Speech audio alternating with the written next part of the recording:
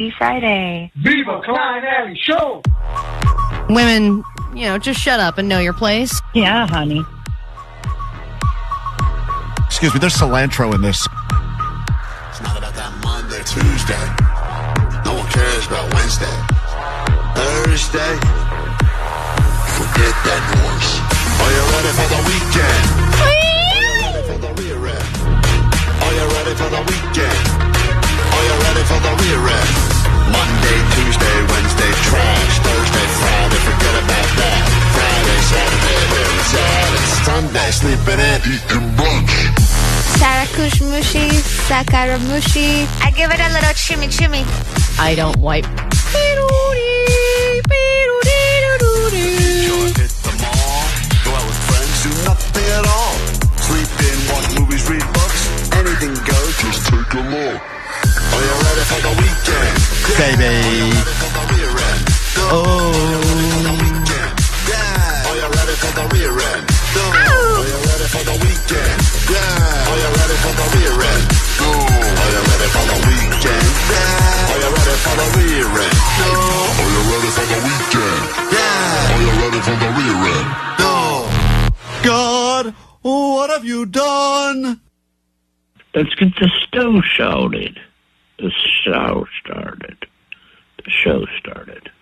We are live in Los Angeles. 3, 2, 1.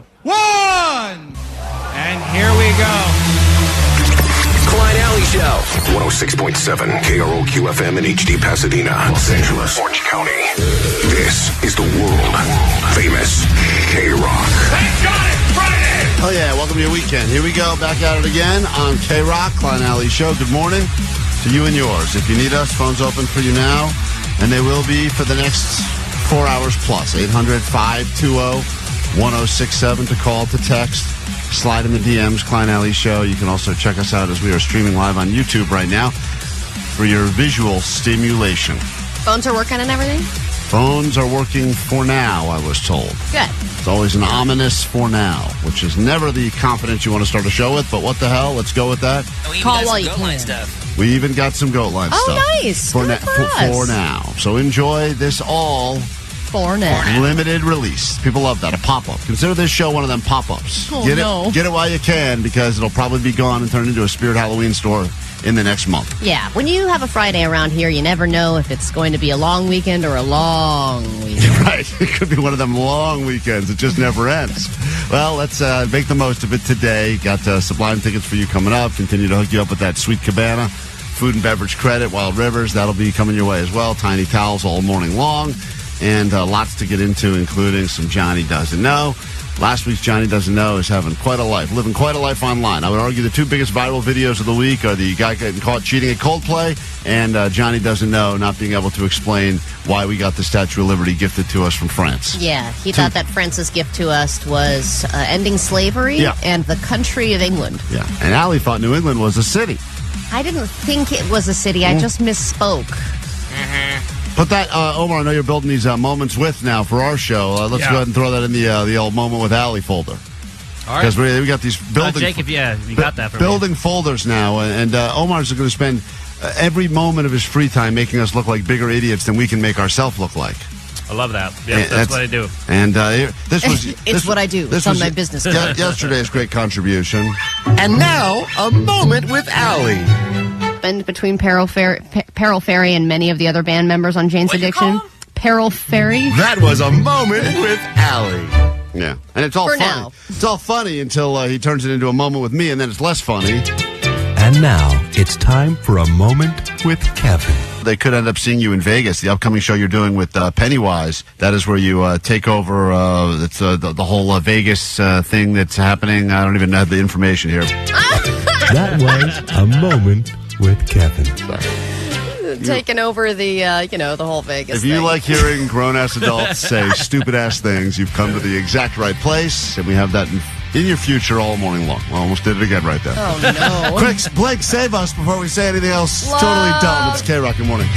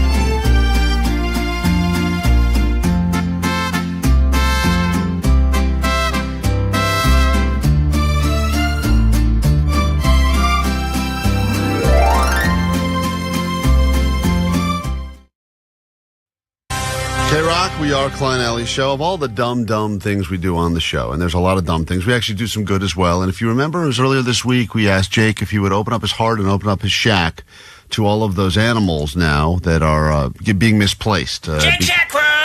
Because there's a place called Cleo's Critters or something, and it's being taken over by this condo development, and all these animals, including the squirrel with head trauma and the crow with the broken wing, they need a place to go. And we're like, Jake's got a shack, and he lives by himself, and he likes animals. And animals, I want him to be like a reverse Snow White. We got a DM, Allie. This is going to blow your effing mind, because you never know when you say things on the radio who's actually listening. This is truly going to blow your mind. Are you ready for this? Good morning, y'all. I was catching up on the pod, and I hear you mention Miss Cleo and her animal shelter. So I want to make it clear. My girlfriend and I were the ones that found the squirrel with head trauma. Listen to this. These are the people that claim that the squirrel, because Allie and I did make some jokes and we said about the squirrel with head trauma. Just let it go. Just let it go. Just end it. We don't need to spend a lot of time and effort trying to rehabilitate the squirrel. But I mean, there's a lot of squirrels. This guy by the name of Caleb, who listens to our show, says it was a literal newborn that fell out of a nest, and when it was picked up, had a little gash on the head. We waited to see if the mom would come, and it never did, so we took it to Miss Cleo and ended up naming it Sandy, as in Sandy Cheeks from SpongeBob. Oh, wow. This was the beginning of the year during all the fires. Miss Cleo's an amazing person. She was driving up to the fires to save whatever animals she could, so it's really sad she's losing the place. Please tell Jake to stop being a selfish a-hole and open up his shed. I did! All of the animals, or at least Sandy. And I think at the very least, I don't know if you can welcome 1,000 animals into your shack. It's very small. Yeah. But now I love Sandy. But this person, this one listener of ours, randomly was the one listener that saved the squirrel with head trauma. And I didn't know it was a baby. She's been keeping that squirrel afloat now for, months. I got room for a baby squirrel with a dent in his head. Yeah. Totally. Yeah. It's already got a name and everything. It's probably housebroken at this point. I mean, now it's since a baby been living in domestic conditions, so it's probably a great pet. So, Vanessa, behind the scenes, we can't spend a lot more time on the air dealing with this. Now that we know the name of the squirrel, we know the backstory. You spend time on it. Yeah, can you spend your entire weekend making sure we can get this squirrel over to Jake? At the very least, we can get Jake, Sandy, the squirrel with the broken head? No. But yes, Vanessa. This is a top priority. I know we had a lot of things. By Friday, Vanessa is so over us. Yeah, oh yeah. By yesterday, she was falling asleep. She passed out. She's beat because she went. Look, you know how it is with the schedule. It's not good. And then you go out one night during the week. Dude, late, if you go out one night and it's a late night, it F's you up. I'm telling you. And she's learning it because she hadn't gone to a concert during the week in a long time. No, she goes to bed at like 6:30 p.m. And last night or 2 nights ago, she went to that aviation concert or whatever she went to, whatever it was. And aviation. It has completely derailed her. You thought it was Qantas yesterday, and now you're at aviation. It's aviation. So, Vanessa, once again, just want to reiterate. We know head trauma squirrel. Boom. Moving to Jake's house. I still think it's a no. Well, you have to ask Miss Cleo. Yeah, Miss Cleo. She's the one who's got she needs to find home for like 1,000 animals. Jake doesn't want this squirrel in his home. Did you not hear him? He just said he would. Are you not listening? Okay, Jake. Who has the brain trauma now? I don't know. Maybe, Vanessa, did you fall out of the nest? I was doing something with our logo. Jake, new plan. Vanessa's going to come live with you. Okay. I got room for her We too. got to rehabilitate I'm going to call her Sandy. All right. If you want $100 of Allie's money, or let me scratch that, $500. It's a $500 Friday. Call now, 800-520-1067. Clearly, we're not the sharpest bunch. Easy to win our money. All you got to do is call now, play the game, answer 5 questions about the news, and Allie will hopefully pay the people. We'll do it next. Few have done more for rock music than the Vans Warped Tour, to say the least. Returning to celebrate its 30-year legacy. Warped Tour has always been like a home for us. Just cool to see it again. Vans Warped Tour is making a triumphant return. Serving as a vital launch pad for some of rock's biggest bands to this day. The Vans Warped Tour is back. That's when things got out of control. One of only 3 stops, July 26th and 27th in Long Beach. Listen to KROQ at 9, noon, 3, and 6 to win a pair of 2-day passes to see Sublime and over 100 bands. I'll do anything I can the wrong way.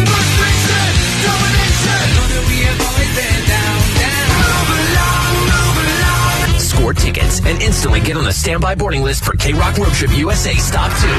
Fear, Loathing, and Sublime in Vegas. Vegas, baby, Vegas! Love is what I got. It's on the street. streets of Miami. Hey, it's Jacob Noel of Sublime. Keep listening to KROQ. Keep listening for your chance to win. KROQ. Courtesy of Vans Warped Tour and AEG presents.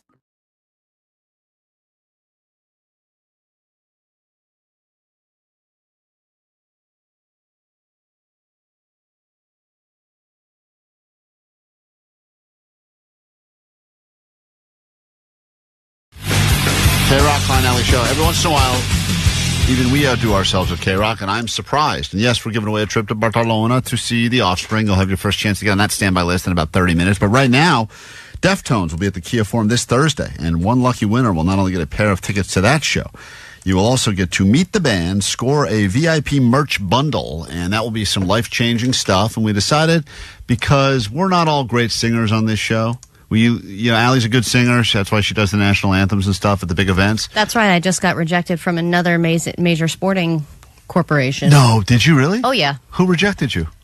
Hockey. Oh, the Kings? Yeah. They passed? Oh, yeah. They said, send me a video of your last couple of performances, and I sent it, and then they said, sorry, we're all booked up. Oh, man. That's crazy. I thought you were going to get it on that one. Yeah, I think it's 2 years in a row now that I've been rejected, so maybe I'll keep the streak going. Yeah, let's go. Meanwhile, rejection is my only streak. And that's a good voice you got. I mean, Allie actually has good pipes. Meanwhile, Vanessa has sung songs like this before on the radio. I'm lost in this memories, leaving behind my own illusion. Lost. Now, that was after she had some dental work done, so she was all numbed up. That was during Numb That Tune. But we decided, because we've got these Deftones tickets to give you, let's do something called Tonedeaf for Deftones. And the argument around here was that I and Vanessa are the two most tone-deaf people on the show.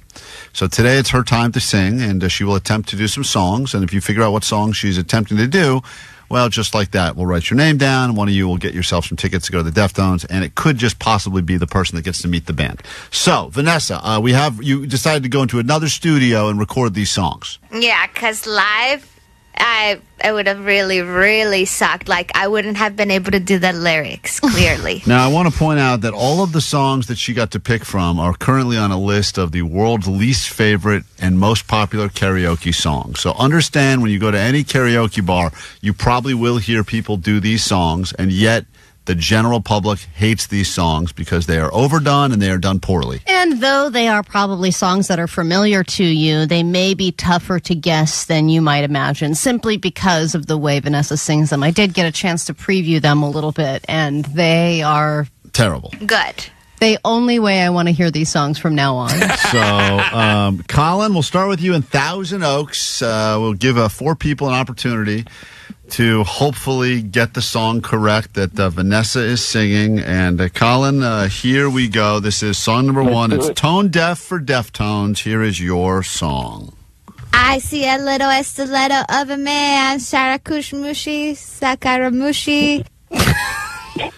Okay, how do you even say that? Hold on. Don't let him have a chance to get the song. Do you know that fandango, Thunderbolt and Lily? Any guesses? Colin? Oh, man. I have no idea. Oh. Very, very frightened me. Galileo, Galileo, Galileo, Galileo, Galileo. Figaro Magnifico, but I'm just a poor boy. All right, well. There's no breaks or pauses. It just keeps going. I know the song. I know what song. I just heard this on Friday night. Yeah, because you were at a karaoke place. Yeah, and everyone says, oh, let's do some Bohemian Rhapsody. Let's go ahead and light the world on fire, recreate that fine scene from Wayne's World. But no one has ever performed it quite like this. I see a little stiletto of a man, Sharakushmushi, Sakaramushi.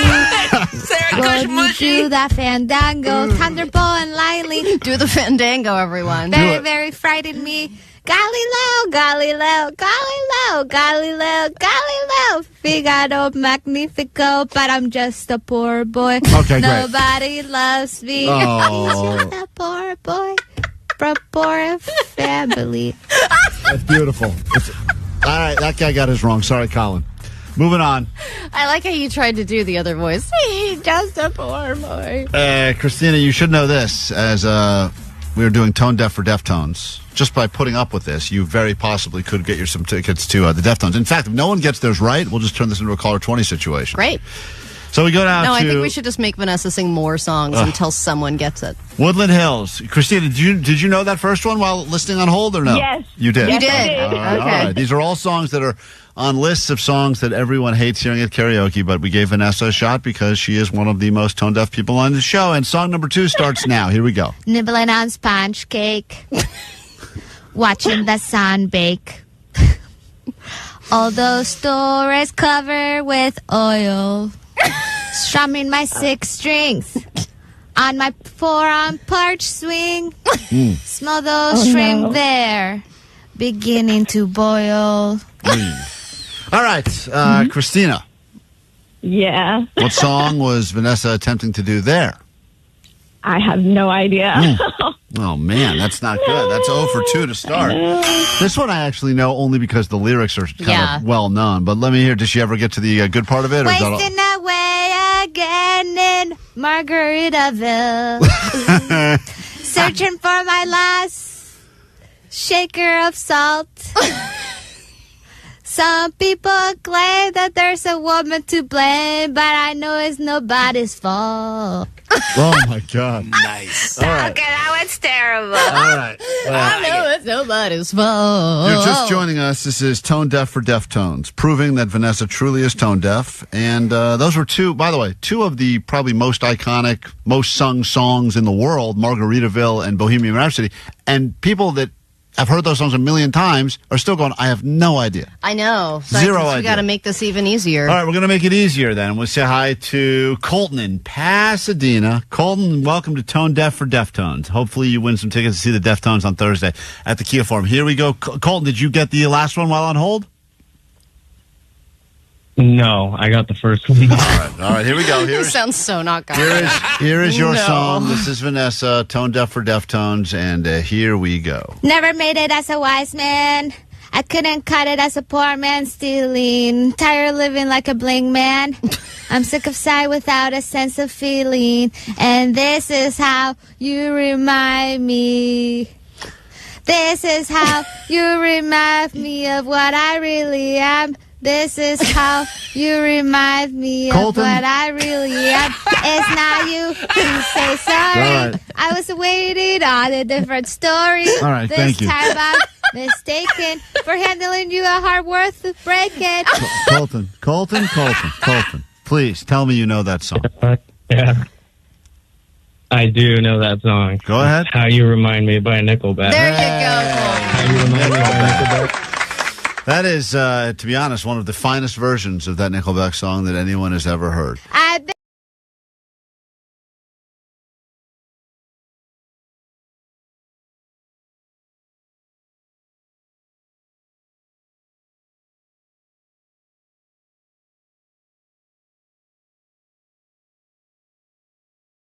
And welcome to your $500 Fridays on KROQ, an opportunity for you to take Allie's money, and all you got to do is know more about the news than she does. Every morning right around this time, if you're a new listener, we give you the chance to go toe-to-toe against Allie for her own money.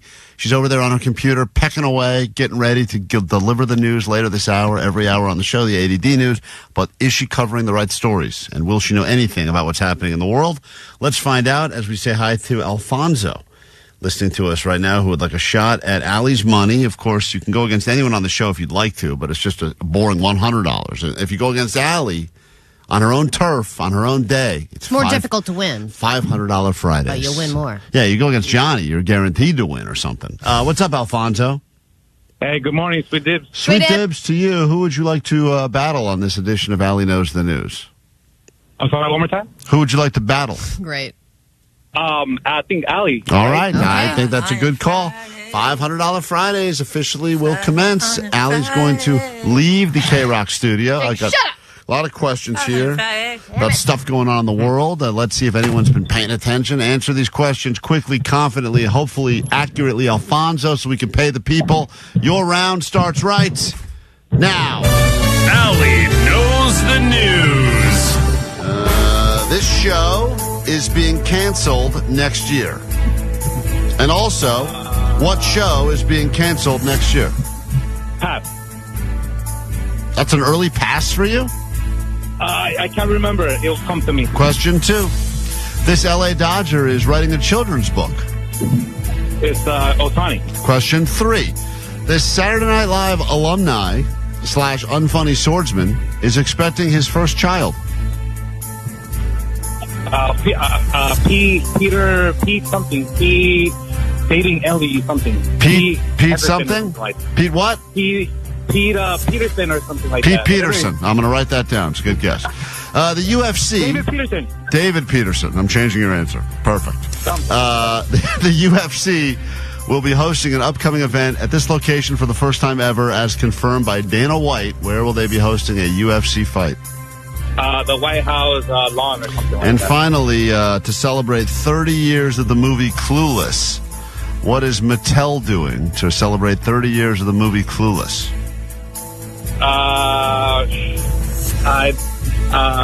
Painting? I don't know. I won't call it. A painting. All right. I'll write that down as well. All right. How do you think you did, Alfonso? I think I did 3 out of 5. All right. Let's bet. Sometimes that's enough to win. Let's see if Allie's in one of those moods today. I don't know. She had a crazy night last night. She took her cats in to get their balls snipped. So who knows what's going on in her. She's emotionally a train wreck right now. Look at her. She looks unrested. She looks unkempt. She's shaking. I don't know what's going on. You got to see her. She's wearing a Coldplay shirt in honor of the cheating scandal. I had to. All right, here we go. 5 questions. Let's score it together. You're battling Alfonso now. Okay. Once again, 5. It's not. No. If he beats you, $500. Question number 1, Allie. This show is being canceled next year. And also, what show is being canceled? And also, what show Why is are you being... breaking the news to me this I thought this is how you'd want to find out. Not on a $500 Friday. This Colbert. show. Say what now? Colbert. All right, I will accept that as the correct answer. It's the it's the Late Show with Stephen Colbert, but I guess the entire Late Show franchise on CBS is just going away. Jimmy Kimmel kind of called it. He thinks late night TV is going to go away. Yeah. Not as stable as morning radio, so I get it. Allie, that's correct. Stephen Colbert announcing yesterday that the Late Show is officially shutting down. It's been on CBS, I think, since the early 90s when David Letterman took over, and now they will no longer be having late night programming. They said it was a financial decision. Right, I'm sure we've heard that before. Question 2. This LA Dodger will be writing a children's book. Shohei Ohtani, I don't know. I feel like the first noise you made is offensive. I don't know why you did it. That's your guess because that's probably the only Dodger you can think about, but that is absolutely correct. And it is? You know who else got that is Alfonso got that, and the name of the book is called Decoy Saves Opening Day, a children's book about his dog. He's on the board. Allie's up 2-1. We go to question 3. This SNL alum / unfunny swordsman is expecting his first child. Yeah, Pete Davidson. I feel bad for Alfonso because Alfonso gave us the name Dave Peterson and Pete Peterson and Dave Daverson, but he never gave us the official answer, which is Pete Davidson. Allie gets the point. But we respect you for not knowing his full name. That's a real Ferry Peril. It's a real Ferry Peril moment right there. Oh, I'll get a moment with Alfonso put together for us. All right, we go to question number 4. Allie's up 2 now with 2 left. I don't think she'll get this one, though. The UFC will be hosting an upcoming event at this location for the first time ever, as confirmed by Dana White. The White House. Wow. Was that a guess? Yeah. That is actually correct. No way. Are you kidding me? Yeah, the lawn of the White House. No way. Yeah, is where they're going. Oh, my God. What is the world? Hey, what is going on? What is the world is a correct answer as well. Alfonso got that one, by the way. So what? Allie is still up as we go to this final question. To celebrate 30 years of the movie Clueless, the 30-year anniversary, what is Mattel doing to celebrate? Oh, they're probably coming out with a Barbie. More specific, Allie? Of Cher, the main character. Yeah, they're doing a Cher and a Dion. Dion and a Cher Barbie are both coming out. So congratulations. Unfortunately, Alfonso, Allie keeps her money for now. What must you shamefully admit over the airwaves of KROQ? Go ahead. I'm sorry? There we go. That's right. I'm sorry. We are sorry, too. We should change it. Someone said, 310 said, speaking of clueless, this caller is clueless. All right. That's not. We don't make hilarious. fun of. Hey, remember what Steve's pet peeves say, guys? We don't make fun of the callers because they're helping us build this show. You hear that, Alfonso? Oh, you can't. We hung up on you already. It's KROQ.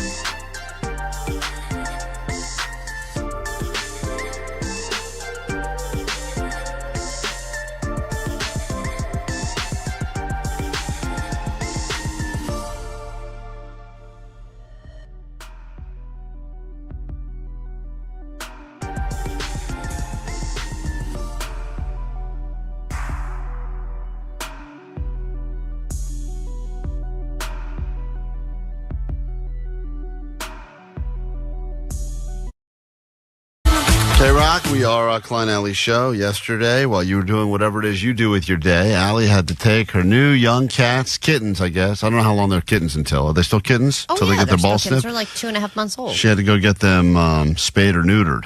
Neutered, I believe is the term. And you guys had a lot of questions for me to ask, Rhonda. yeah, now Allie goes to this woman's house. This woman is clearly a cat hoarder. She's got, I don't know, thousands of cats in her house running around. None of that's accurate. She's running a cat rescue out of her house. None of it's accurate. There's some of what you said is accurate. Yeah, I mean, she's got how many cats would you say she has? I mean, that was one of the questions. I can't say how many cats she has. You mean you can't count that high, or? Well, no, I asked her, and then she said, please don't share how many cats I have. That's too many cats. And then I said, can I give them a ballpark? And she said, tell them more than 10, less than 100.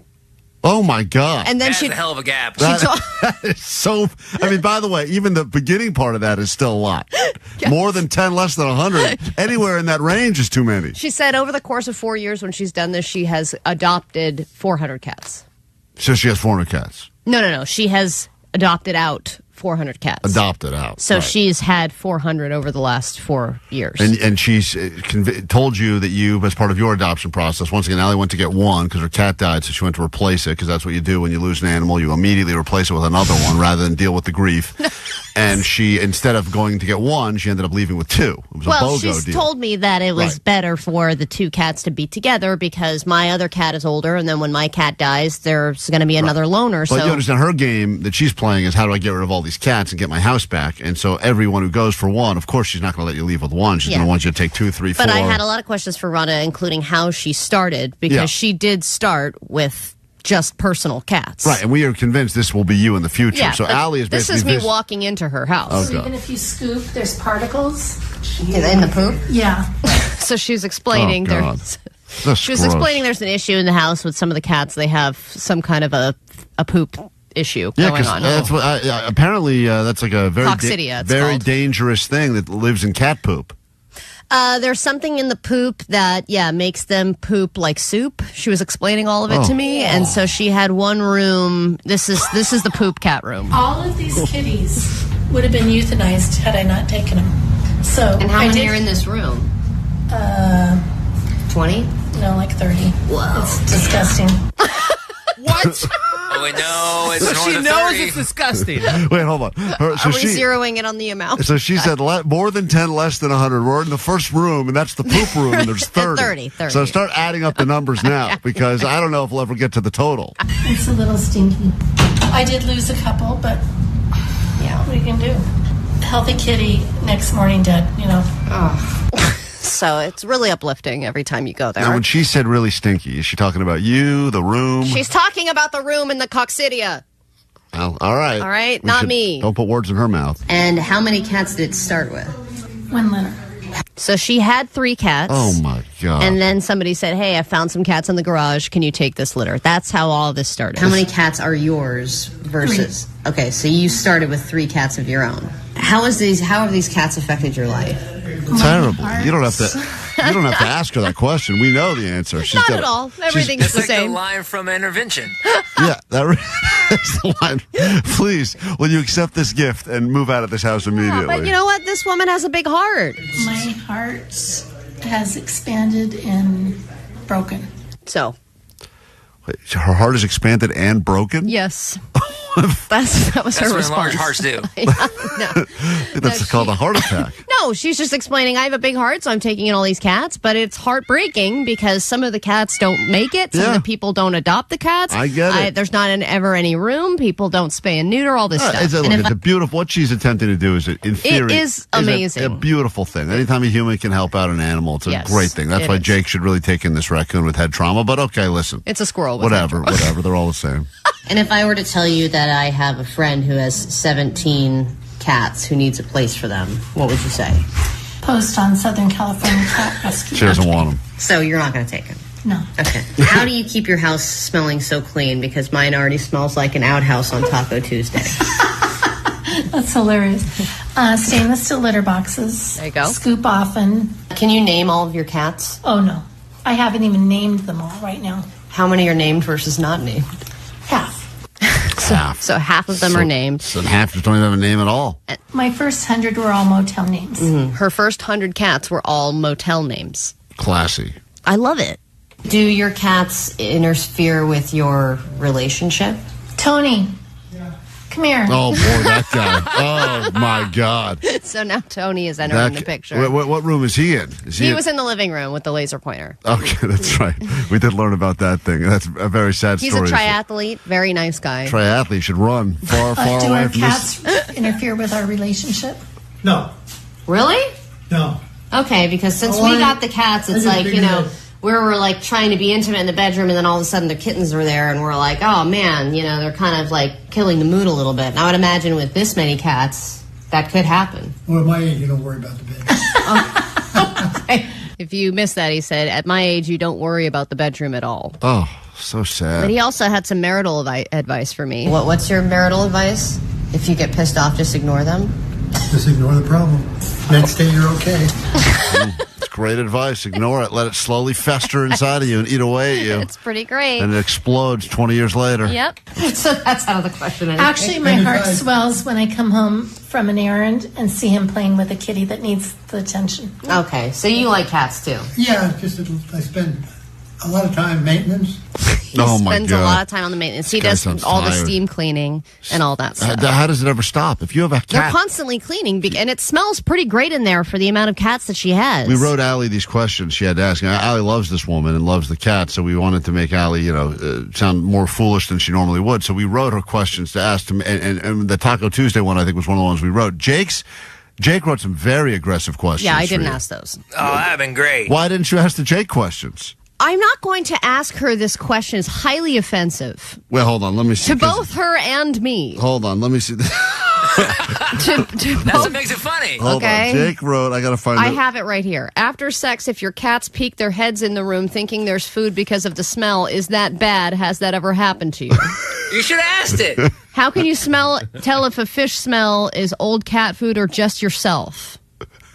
It's a good question. You think I'm going to ask these cats? She's the expert. You were supposed to ask all these questions. We gave you a whole I did bunch. ask once I get them neutered, can I have the balls reattached? I did ask Oh, you her did that ask question. that one. Mm-hmm. Oh, let me hear that. We were talking on the air about cats who spray. Oh, so I asked about the spraying. When they're spraying, are they peeing? And are they spraying out of their ass, or are they spraying out of their privates? They're pee, yeah. Oh, it is pee. It's just a spray form of pee? Yeah, it's because they have a UR.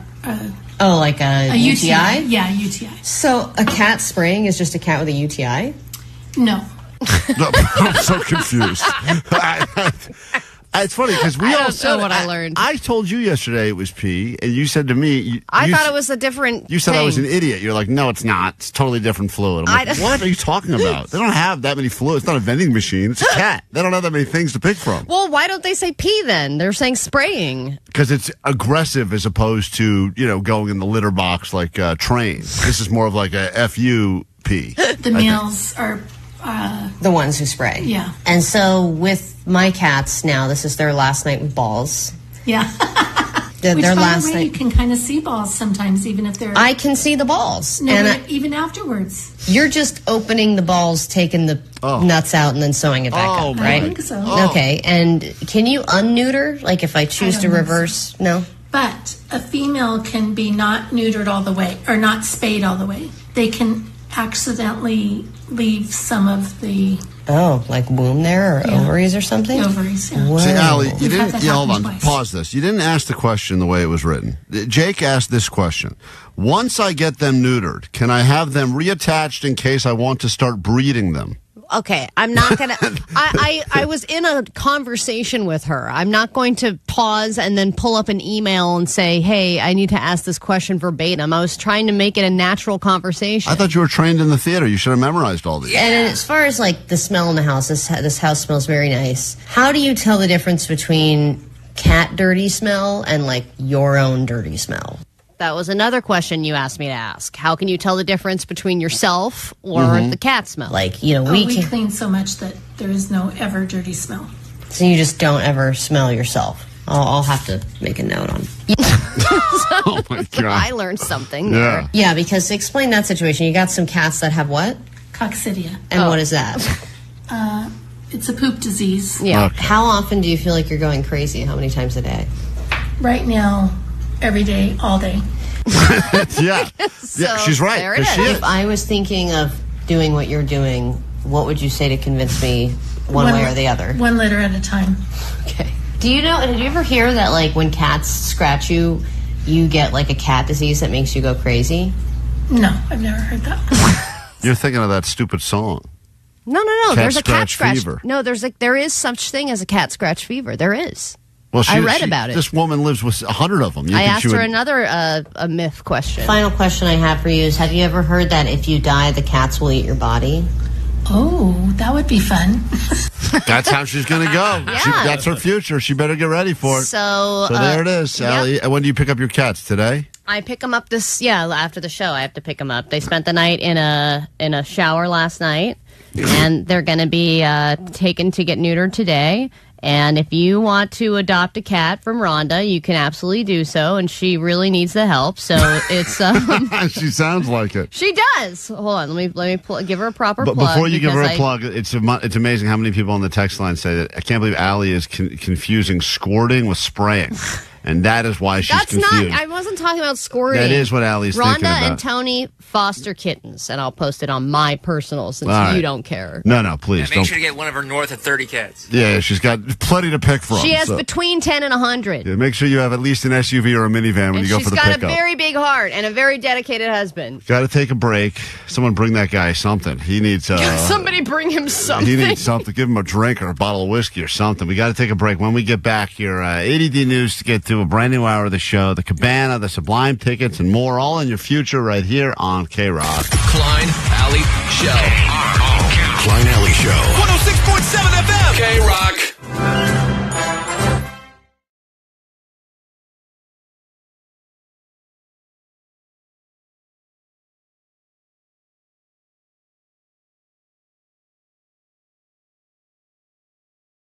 On KROQ, what are you and Omar cackling about in here? I leave the room for 15 seconds to Oh come my back. God. You guys are having a good old time. Mm-hmm. Well, this has actually been something that's been in the works for, I think, a week or two now, and it was worth the wait. Omar, do you want to do the honors? Because I heard this on an episode of a true crime show that I was watching, and I thought, this has some sound bites in it that I know Omar, the audio sniper, could do a lot with. And, man, you delivered. Thank you. So Klein, Allie sent me a clip of is it a podcast or is it a TV show? It's Dateline. Oh, it's a Dateline. Dateline NBC. So there's this audio, and Klein is the guy who, in the show, is He's a person of interest at first, yes. At a murder, right, in a murder case. And the audio, I felt like I could insert our own Klein into it and create a scene. Yeah, great. And, just play it. All right, blah, I think blah. it came out pretty That's good. fine. Just play Klein, it. Before you get upset, he didn't end up being the killer. He just ended up being a pervert. That's right. Great. That's true. But he had almost exactly your name. Win for me. I feel great. Thank you. I remember when you played the clip of this at the beginning. His name was Calvin His Klein? name was Kegan. Kegan Klein. Kegan Klein. Sounds cool. All right, great. Get ready for world premiere now. This is just some of Omar and his audio sniping at its finest. And apparently, according to Allie's reaction, I saw, boy, it's good. Who is Klein? Klein is the person that will solicit girls to send them pornographic photos. Right. Oh, that is dirty. Klein was a big, overweight. I'ma eat it all. Yummy, yummy, yummy. Not somebody that these girls would talk to kind of person, so he changed who he was. I'm a handicap. Not long after that Peeping Tom incident, law enforcement raided Klein's home. Well, I don't know. He's a bad guy. He's a pathological liar. He would tell us something we'd look into and it'd be a lie. He lied a lot. Hey, don't mind me. I'm just a young boy. Klein seemed to have a strong alibi that he was in Vegas at the time of the murders. Yeah. When Court TV's Barbara McDonald learned Klein was in jail, she contacted him. Man, I am horny now. What happened? He talked to me. He gave me an interview from jail. So, are you aware that there's a bunch of news stories out there linking you to the Delphi murders? I don't have no Okay. thought. You have admitted that you created this fake profile, Anthony Schatz. Is that correct? Yeah. Why did you create that profile? I groomed a young boy. But when it came to contact with Libby, Klein seemed evasive. Are you aware whether you may have talked to Libby Where were you on February 13th, 2017? I like to smell parts of my girlfriend. Did you have anything to do with the murders of Abby or Libby? Me, such a bad boy. And in the end, investigators couldn't prove he killed Abby and Libby. We conducted a thorough investigation and ruled him out. Another dead end. Another dead end. I'm boned up. I am boned up. Klein would eventually plead guilty to 25 charges. He was sentenced to 40 years in prison. Are you ready for the rear end? Okay, thank you. Great. What a wonderful tribute. Thank you, Omar. You're welcome. That was everything I could have imagined and more. Star of Dateline. I love the question answer section. Can people with my name stop committing terrible crimes and giving 25 crimes. 25 crimes. 40 years in prison. It's good to know that if I ever do get accused of doing any crimes, I'm just going to mumble instead of answer. All right, well played. That'll be I'm a young boy. Instant hit. Shout out Omar, the audio sniper. OMG, this is everything. Wow. Hashtag Dateline NBC. Praise pouring through all over the text line for the great Omar Khan. I'm going to go rethink my alibi. And also, Vegas does sound fun right about now. Yeah. K-Rock. Klein Alley Show. Klein Alley Show. KROQ, the world famous KROQ. KROQ. Get your flowers pouring through on the text line. People saying, well done, audio sniper. That's why he's the best. That's just a... that's so not many people me. with suggestions of other sound clips to use, really? too, which is great. 831 Omar, at the end of the clip where he gets sentenced, you also should add his puppy noises. Oh, yeah. We don't need any more. It's fine as it is. Yeah. He was sentenced to 40 years in prison. Are you ready for the rear end? Right. We don't need to add more sounds to it. It's fine. 714, oh my God, I fell off my chair. 949, I can't stop laughing. Kudos to Omar. Jake, take notes, Jake. Let's not forget early nomination for Song of the Year. Not a song. and let's not forget for a moment, before we give all this glory to Omar, who's the guy that said all the dumb things during the story over the many years. Me. Yeah, that's true. You're trying to now take credit for this? That's right.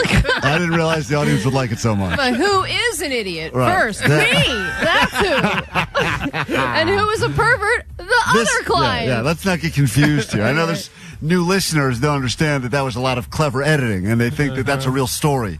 Oh, Klein was on Shark Tank and on Dateline? Wow. I was not on Dateline. That was a different guy with a different name and a different spelling, I believe. And Omar just got real clever with his no, it wasn't different witchcraft. Spelling. Well, whatever. He did some sort of weird audio witchcraft and made me look like a real deviant. Oh, well, and I am a deviant. Klein was the focus, but you're the star. Mm-hmm. No, we're not playing it again. People demanding we are an encore. absolutely playing that again. I think it's been deleted, the file. 310, I'm at my desk stealthily watching the live stream. Right. I'm so glad I got to hear that at work. 310, OMFG, I'm crying. Stop, guys. I got to drive straight. This isn't safe. Well, it's not real, so just understand that I did very few of those things. I mean, that guy sounds like he was living a fun life. I'll be honest, a little jealous. Went to Vegas and whatever, but... Well, having watched the actual episode, I can say that you are much more attractive than Keg and Klein. Thank you. I'll take that as a win.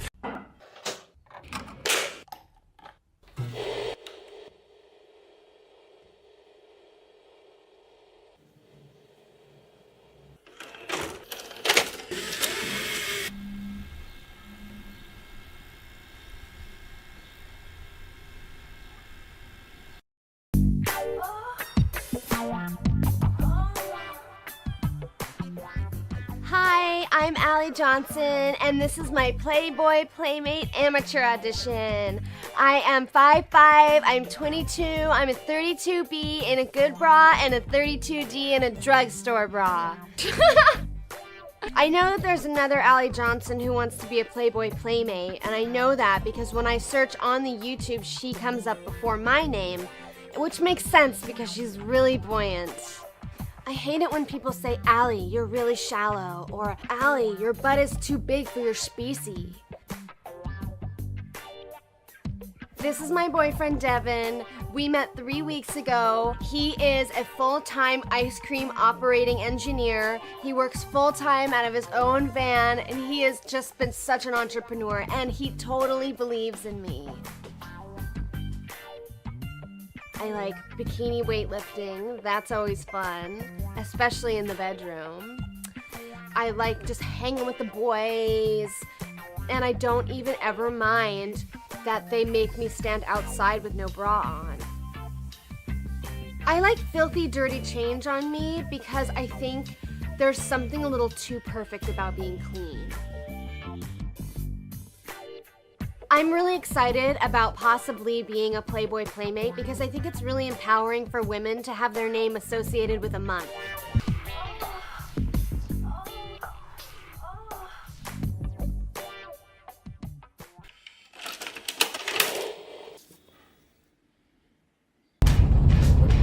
Look at that. Look at this. Dude, we're in like Colorado.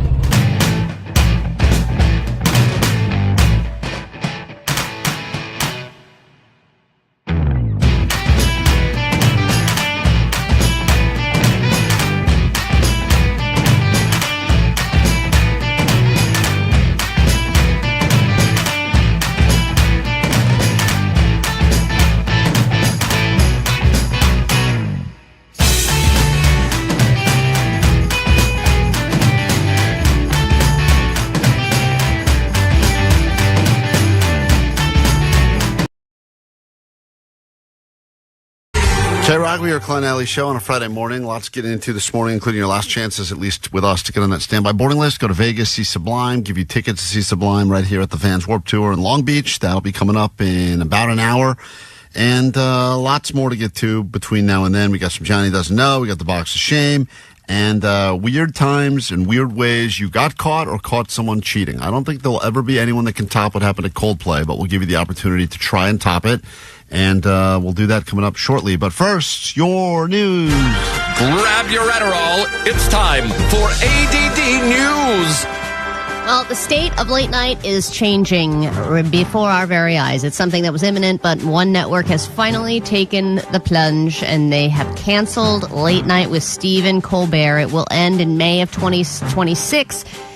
Emmy Award-winning, by the way. The Late Show itself has been on for decades, as you know, and there have already been some reactions. I was mentioning Jimmy Kimmel earlier. He has said before, if you are a great lover of the institution of late-night talk shows, there's probably some sadness in your future. But if you love funny people telling funny jokes and talking to people in interesting ways, that's always going to be available. He also posted on his Instagram story, I believe, a picture of Steve Colbert and said, "Love you, Stephen. F you and all your Sheldons, CBS." Oh, yeah, the young Sheldon, There's all the so many Sheldons. Sheldons. All the Sheldons will be taken over. It's going to be a lot of Sheldons. But CBS said this is not about the performance of the show. It's not about Stephen Colbert. He's irreplaceable. This was strictly a financial decision, which for a big company, what isn't a financial decision? Everything is. And then there's a lot of controversy about, is this also a political thing? Because late night tends to be very liberal, et cetera, et cetera. I think Trump just put out some sort of a tweet that applauded the firing of Stephen Colbert and said that he was a talentless loser. And you can read into that as much as you like. But, it's interesting because these shows have massive staffs. I think Stephen said 200 people worked on that show. Damn.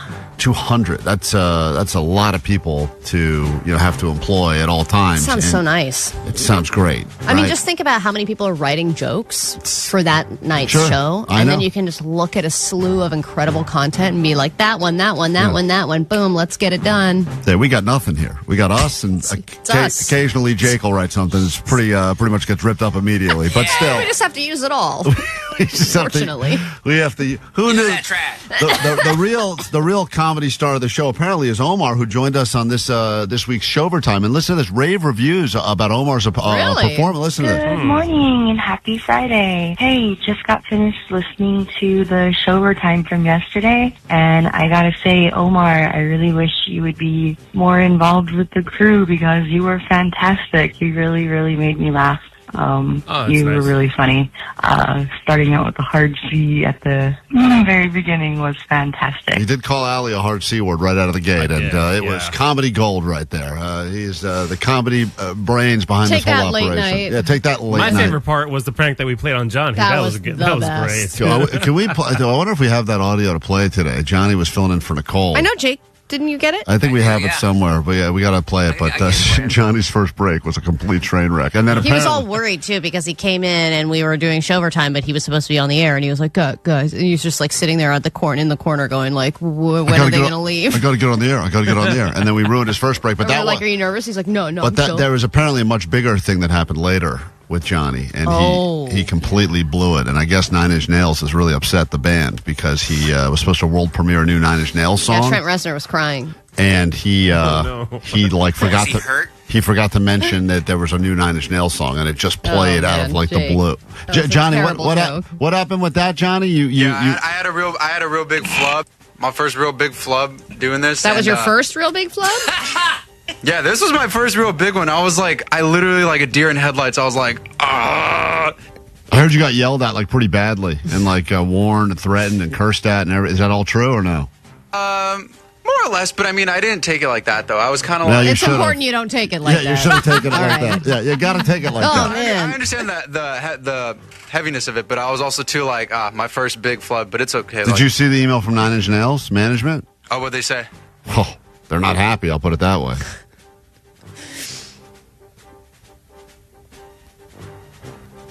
Oh, my... Huh? There he is. I'm glad he's concerned. That's Johnny. His second big flub. Just the second. You got to witness it live. All right, regardless of what you think about the White House, you got to admit that they're able to produce some choice one-liners every once in a while. I guess the very least it can make you laugh at how insane all of this is. We'll start with the new border czar that was speaking earlier this week at a summit. And one of the more interesting titles in the White House, I would say, that we still have a czar. But he was being heckled by somebody who was dressed head to toe in MAGA gear, by the way. But after being heckled, the czar did not decide to just ignore it or make a passive comment. He decided to insult his appearance and challenge him to a physical fight. Why don't you come up here and hand me that picture? Bring it! This guy lives in his mother's basement. The only thing that surprises me, you don't have purple hair and a nose ring. Get out of here, you loser. And you're such a badass. Meet me off stage in 13 minutes and 50 seconds. So specific. I guarantee you, he sits down to pee. Guarantee. Hey, I do. I got no shame in that. Wow. That's the way I pee. This is where men who sit down to pee, you got to show up, okay? Yeah. Speak your piece and say it's okay to pee sitting down. That guy's a government employee. He's the border czar. He's the new border czar. Man. And then there's a... I know, really. I think I want to leave the border with that guy. I don't want to be at the border with that guy. God. And then meanwhile, in the Epstein files, there's a huge scandal with the Washington Post releasing this letter that Trump allegedly wrote to Jeffrey Epstein for his 50th birthday. First, I'll share what is in the letter, and then I'll share Trump's reaction. Trump's letter featured several lines of typewritten text framed by what appeared to be a hand-drawn outline of a naked woman and a Donald signature. The letter concludes, "Happy birthday, and may every day be another wonderful secret." Oh, man. Pretty damning, right? And he says that it's fake. Trump denied writing the letter or drawing the picture. Quote, "I never wrote a picture in my life." He goes on. "I don't draw pictures of women."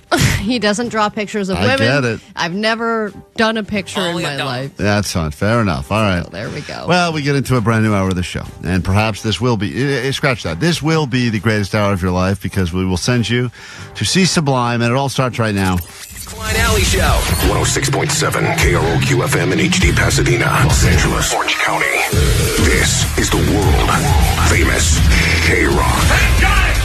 Oh, yeah. Welcome to your weekend. We are Klein Alley Show. Nice to meet you. New listener? Great. Welcome. Take you a couple days, then you'll get caught up with everything that's going on around here. Or perhaps you've been with us from the very beginning, this woman that was already a fan of Omar appearing on the podcast. She went on. I cut off her message early, but she did want to say some nice things about the show, so let's let her continue to speak.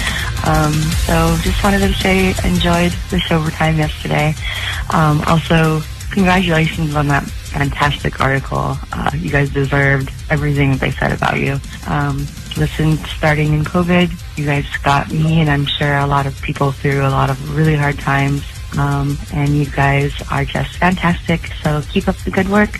Thanks for all of the crazy off-the-wall stuff that you do. You guys mean a lot to everybody. So have a good day. I know you will. Take care. That woman, I know she's saying a nice thing, but it sounds like she is still a sufferer of long COVID right Sounds there. like she's been kidnapped. Yeah. Like in the trunk of a car. She needs our help. Just call back the GOAT line, 844-956-GOAT. Lots to get to this hour on the show. Weird ways that you were caught or did catch someone cheating. This Coldplay story is not going away. We've asked Chris Martin to join us to get his take on it, so we will see if our good buddy Chris Martin is able to give us a call.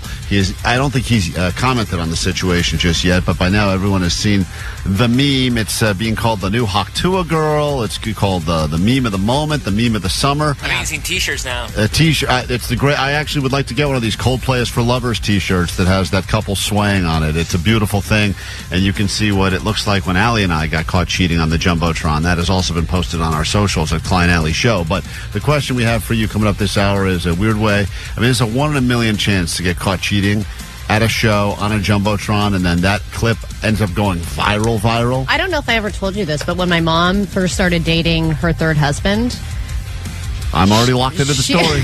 I'm already in. They were dating. They'd been dating for a few months. And then my mom was watching a Sharks game on TV and saw in the background Steve with another woman. Hold on one second. And Steve is the name of your new dad, right? Yes. Steve is her current husband. Mm-hmm. And they were 7th grade and 8th grade Valentine sweethearts or and whatever. So they were They were reunited. dating for many months, and she thought it was exclusive. She thought it was exclusive. And she saw on TV him sitting next to another woman at a game. Yes, and they were on a date, but my mom didn't know. So my mom and was she like, noticed, what the hell? Just watching the game Oh, was yeah, like, that's pointed him. it out. My mom can pick out that stuff like nobody else I've ever met. So then she reached out and was like, what's going on? And then he was like, oh, I didn't think we were exclusive. And she was like, well, we effing better be.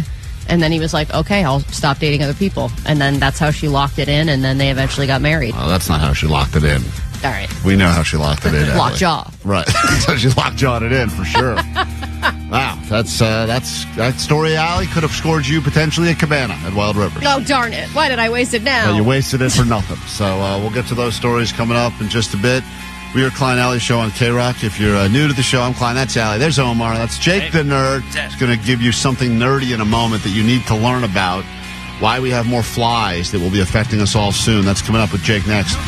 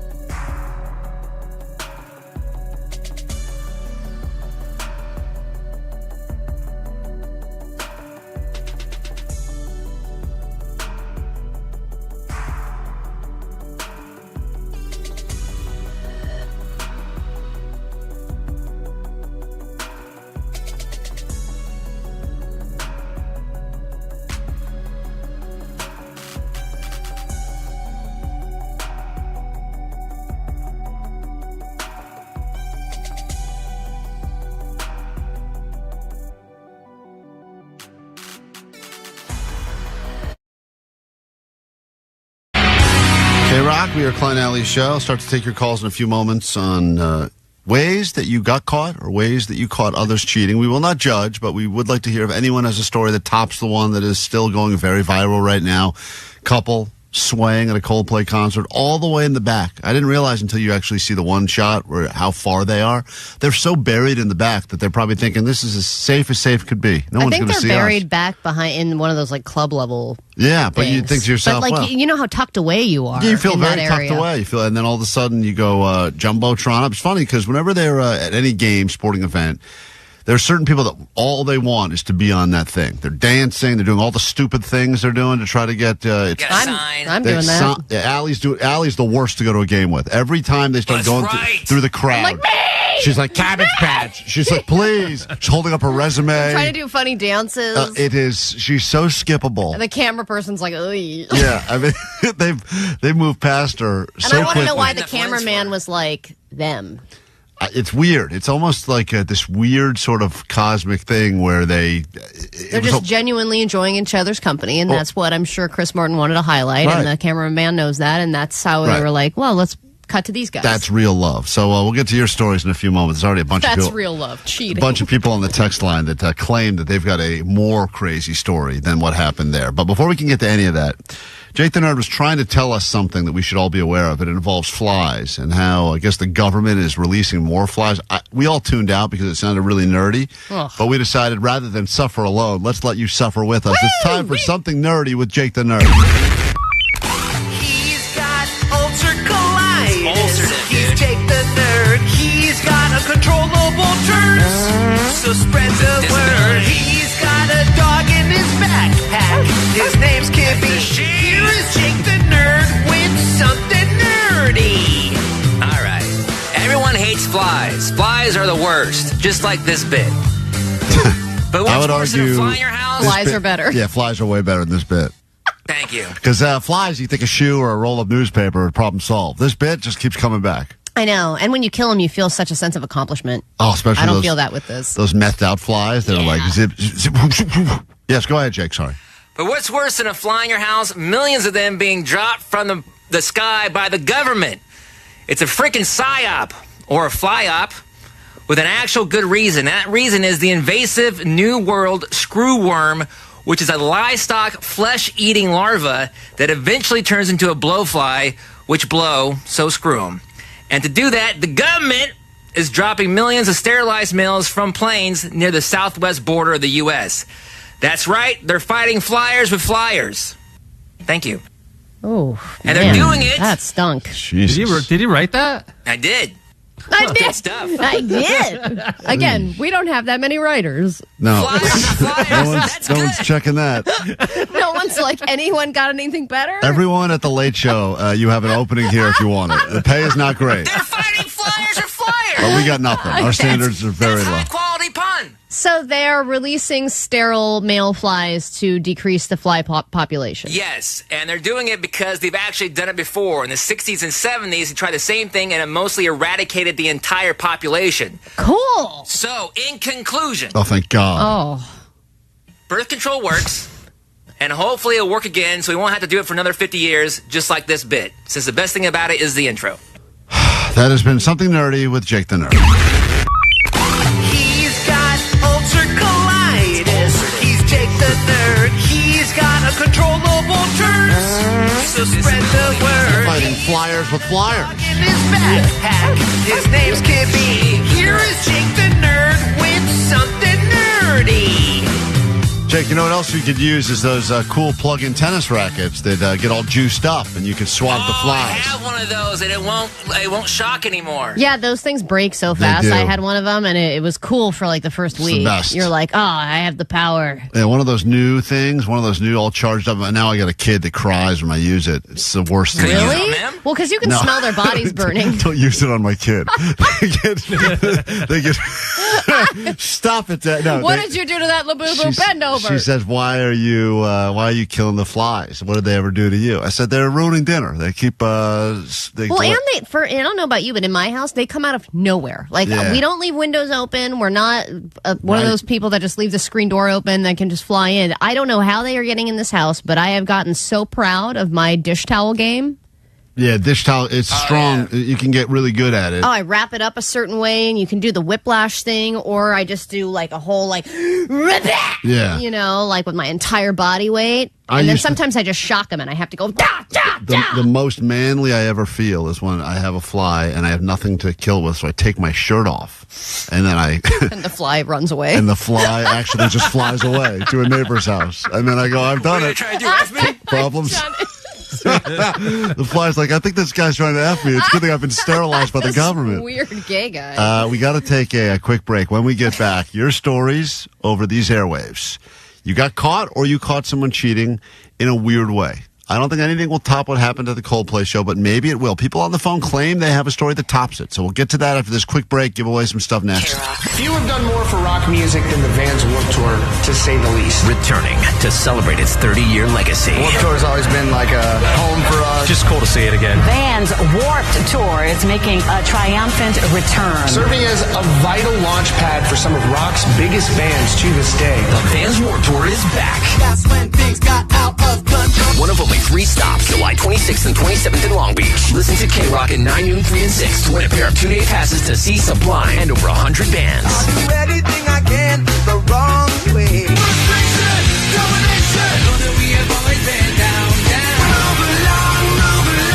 Score tickets and instantly get on the standby boarding list for KROQ Road Trip USA Stop 2. Fear, Loathing, and Sublime in Vegas. Vegas, baby, Vegas! Is what I got. It's on the streets of Miami. Hey, it's Jacob Noel of Sublime. Keep listening to KROQ. Keep listening for your chance to win. KROQ. Courtesy of Vans Warped Tour and AEG presents.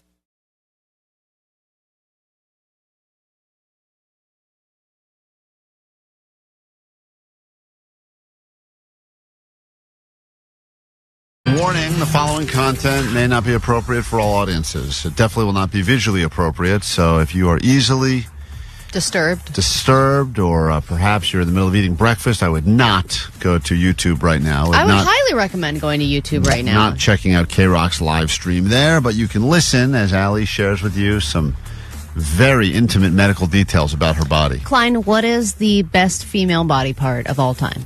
What is the most searched term? The brain. No, come on.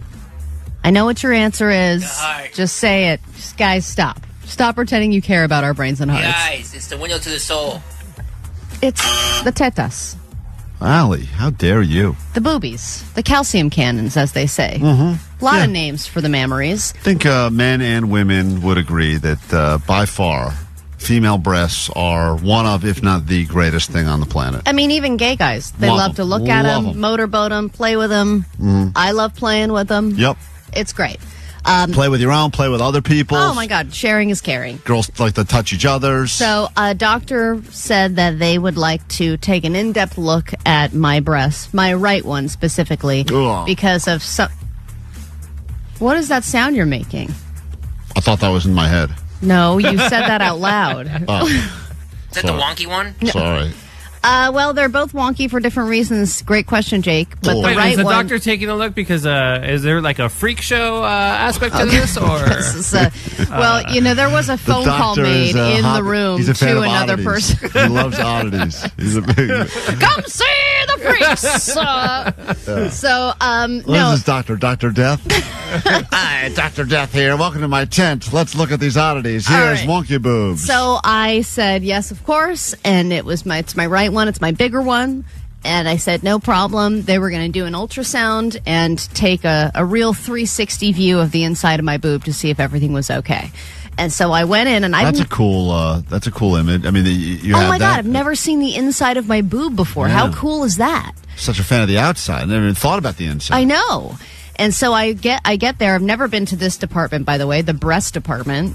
Whoa. They have a whole department. Is there like a wing at the hospital that's labeled the breast department? Yes, there's a room called the breast department. I'm going to steal that sign. And then you walk in, and then they check you in, and then they take you from the regular waiting room to another smaller waiting room, and they say, okay, there's a little dressing room in here. Get undressed from the waist up. And you know how those gowns always open up in the back? Yes, They said turn it the other way so that it's open in the front. Oh, nice. And then go to the waiting room. I'm like, so I'm just... open. You're ready to go. Pretty much, ready to go for anyone to take pictures and looky out in the waiting room. So, can you stop with the sounds? What sound? You're making those vocally. I am? Yes. I swear to God, it's in my head every time. So I go to the waiting room, and I'm not alone. There's a lot of other women in there, mostly older women.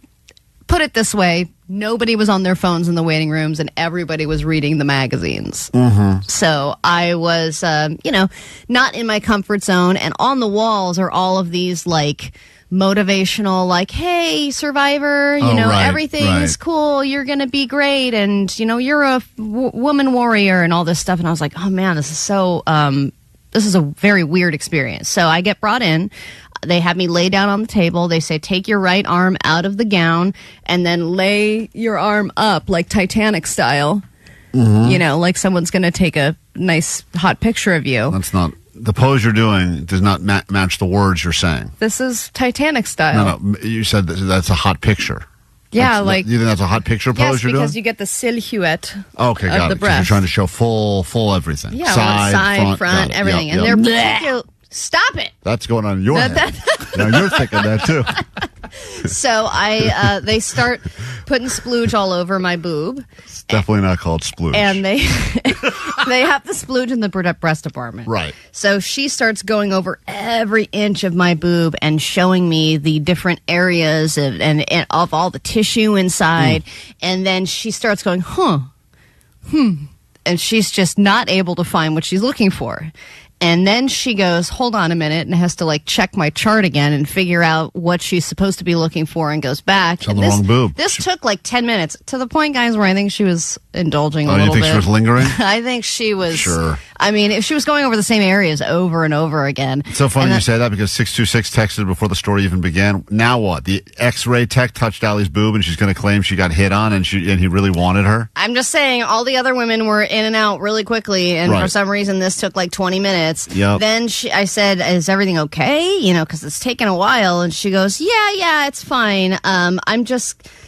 we're going to go over these results with the doctor now. I'm going to make a phone call. There's a little phone in the room. And I'm like, how serious is this now that you have to make a phone call to the doctor in person?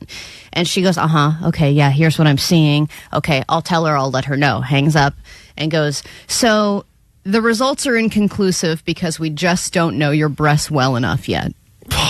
And what we need to do is we have to have exams more frequently. Did you not tell them your boobykins? So that we can get to know your breasts and know if this is just what they are supposed to look like or if this is some kind of anomaly. That's interesting. I didn't even know that was a thing. Yeah, so they gave. So I was able to take a picture. Hold this picture. Show the people enjoying on YouTube right now. Well, this is Allie's, the medical version of my boob. Wow, you got good looking. What are those? X-ray good shape, boobies? right? Yeah, those are nice. Yeah, I think so too. This is again just the right one, and comparatively, I think individually my boobs are really great. Together, they don't make a lot of sense. No, it just seems like there's one boob that should be on one person, another boob that should be on another person. Whenever you see a couple and you go, "How are they together as a couple?" It doesn't make sense to me. That's like Allie's breast. But in this particular picture, the one you're showing right now, this is my best angle. Who knew? Who knew your best angle was internal? That is.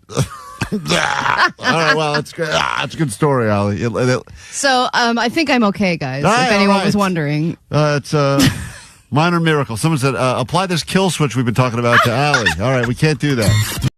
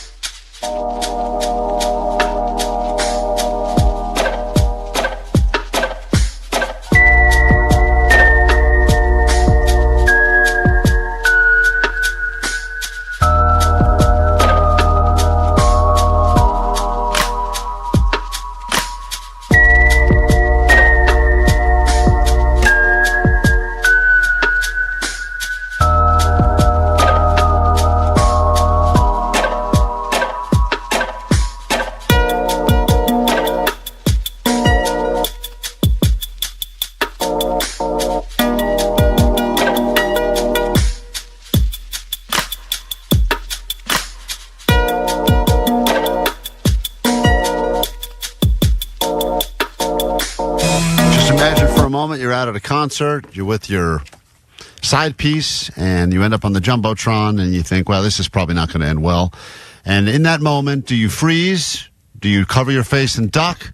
And do you think for even a moment that the next day it will be the most viral thing shared all over the world, to the point now where everyone knows what's going on, comments are being made, and people are now scared of potentially going to any concert or sporting event ever again if they're cheaters? And I would go ahead and guess that these two coworkers who were caught cheating this week decided to work from home today. I would imagine it's a good work from home day. So the question we have for you is, in all of the years that you have potentially caught or been caught cheating, does anyone have a story that even rivals, comes close to the odds of what happened at this Coldplay show? Because if you think about it, Allie, the odds are 1 in a gazillion that happens. You end up on the Jumbotron to begin with, and then flip into the mix that you end up going completely viral the next day, where now everyone is aware of what exactly happened. So we ask you, can you top the story or at least come close? We start with Becky, make our way up and down the phones at 800-520-1067. Becky, what happened to you? So my phone broke, and I borrowed a phone from my ex just for a couple days till I got a phone. And I forgot to uninstall my Snapchat and my Instagram on his phone. And for 3 days, he read all of my interactions with the guys and the girls that I was talking to and hooking up with. And then he took pictures of said interactions and sent them to me. And then when I woke up, he broke up with me. Oh, damn. How many people were you cheating with? 3. So guys and girls? Guys and girls? Guys and girls. 2 girls and 1 guy. Oh, damn. So I'm always incredibly impressed at how much time and coordination this takes to cheat. You know what I mean, Klein? Like, it takes real investment to meet up with that's 4 different people that you're dating. And were these people that you just met through Snapchat? Yeah. Well, I met them on Instagram, and then I was delivering at the time, so it was easy for me to just say, like, I'm not working. It's a great job. It's a great job. Good if you need to cheating cheat, job. you need a good cheating job. You start doing some more delivering. All right, let me say hi to Darren. This is the question. Can anyone even come close to the story that is making the rounds around the entire galaxy right now? And that is the Coldplay cheating saga. Let's add it. Darren, what's up on KROQ? Good morning. Sweet dibs. Sweet dibs. I caught my best friend's mother making out at Thrifty's, behind Thrifty's by the dumpster. And I cruised by my 63 BMW bus, and she recognized me, and she flipped out and went behind the dumpster and tried to hide.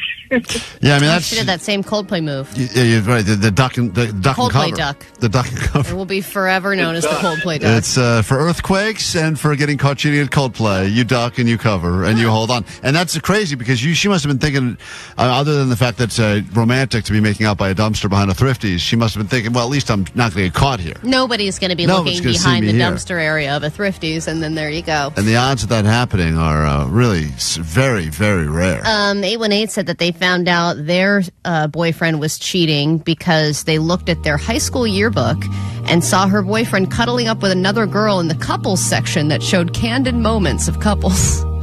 Really? So she's going through the yearbook and going, wait a minute, that's my boyfriend with somebody else. I actually think, it's funny you bring up that story, Allie. I'm not 100% sure. I know you talked about your mom catching, her current husband on TV at a hockey game with another woman. I believe that my parents, this is a crazy story, and I actually usually tune them out when they talk, but I think they ended up together on, a picture was taken of them, a candid picture ended up in their school newspaper, their college newspaper, and I think my dad had a different girlfriend. And your mom didn't know? And my mom was like sitting on his lap or something, and it got in the newspaper. And that's, I think, how they went like, whoa. I think... So you think she said, what's going on, and then... I think it was one of those situations where, like, yeah, that's... I think my dad's girlfriend at the time, like, was like, who's this woman sitting on your lap? And he's like, she's no one. She's no one. And that's the story. Of their love. I believe, I got to get confirmation on that, but I think it's something like that happened. Sophia, what happened to you? Yeah, so to make it short, I fell asleep at my boyfriend's house. My other boyfriend was blowing up my phone, wondering where I was at. I still was sleeping, and then my boyfriend picked up the phone, was like, "Who's this?" And that's how I got caught. So you passed out, and your phone was just going nonstop. So that's like the more common way. I mean, I would imagine most cheating stories now, unfortunately, get unraveled because of the phone. That's just the most common way that people find out about it. But a Jumbotron is an interesting very twist. unique way, for sure. Very Well, I interesting told you twist. about my friend who got caught because of she caught her boyfriend through Bluetooth. They were at a gas station getting gas, and the boyfriend got out of the car to go fill up, and he was checking a message from his side piece. Oh, man. And the message played in the car while my friend was sitting in the car. Brutal. Oscar, what happened to you? Hello. Are you the cheater or the catcher? I'm the catcher. And basically what happened was that my girlfriend was pregnant for 6 months. We went to go find out the gender. And I guess that her guilty conscience finally caught up to her, and she told me that the baby was not mine. Well, that's the third option you didn't think about. Wow. Boy, girl, or not mine. I guess you're not thinking about that one, huh? That's What a gender reveal. that is. What kind of cake do you how do you make? put that inside of a cake? Wait a minute. Inside of this cupcake is another man's picture. Oh, man. All right. That's Oscar. I'm sorry. That's a terrible way to find out. That is. That's, different level of funny, I guess, than the Coldplay story. But okay, we'll go with that one as well. That one hurts. Jonathan, we'll wrap it up here because this is putting me in a foul mood. And I know that, listen, we cannot defend the actions of cheaters, but apparently, according to these. Of course, and we've both been cheated on. It's the worst feeling ever. It is the worst, especially when you're the last to know. To be completely blindsided, bamboozled, not know anything's going on, and be like, wait, what? It is such a feeling of betrayal, and I know that feeling all too well. Hey, Jonathan, what happened to you? So my father was cheating on my mother, and we all had suspicions, but my little sister was like, I don't know, maybe 18, 19. She went into his office just to check her Gmail, pulled up the email, and it just was all these emails and pictures of another woman. And my sister said, okay, I'm going to write an email to Dad saying, if you don't come clean and tell Mom, I'm going to. All the details. He sent it to my mother. She sent it to my mother instead of my father. That's how my mom found out. Wow, that's one way to find out. Man, email was so tricky back then. Yeah, I get it. All right. Sending to one person. Ryan, this will be the last story as a cautionary tale. If you're a cheater, your karma will probably catch up with you in some way, shape, or form. But what happened, Ryan, to you? Yeah, I'll make this story super short because it's really long. So I used to work at AT&T, and my dad reached out to me saying, I think your mom is still cheating. And I'm like, well, what makes you think that? It's like, he pulled up a number. I saw a number that my mom kept texting. So I looked up the phone records, and it turns out that my mom was still cheating with another guy in Chino Hills. So I looked up his phone number, tracked him, confronted him, and that guy no longer talks to my mom. And I told my dad, and of course they divorced. But still to this day, no one in my family other than my dad and I know that I was the one that tracked the guy. And Wow. That's good. You have the ability, at least at the time, you had the ability to pretty much track anyone.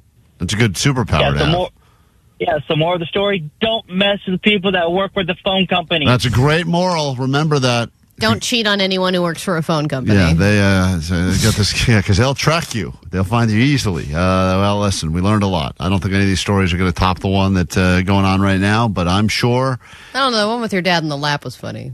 I'll have to call my mom and find out if that's real.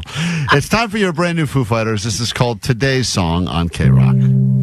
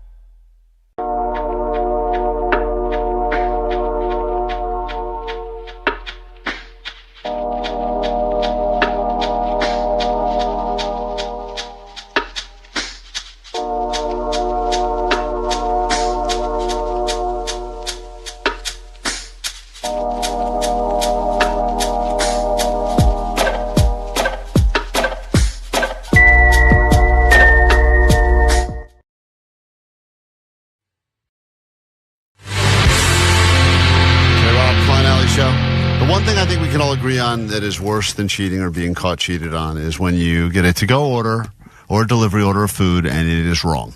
And there's different levels of wrong. There's the wrong of like, oh, they gave me an extra this or they missed one little thing. And then there's the wrong of like either the whole item is gone. Whole thing is missing.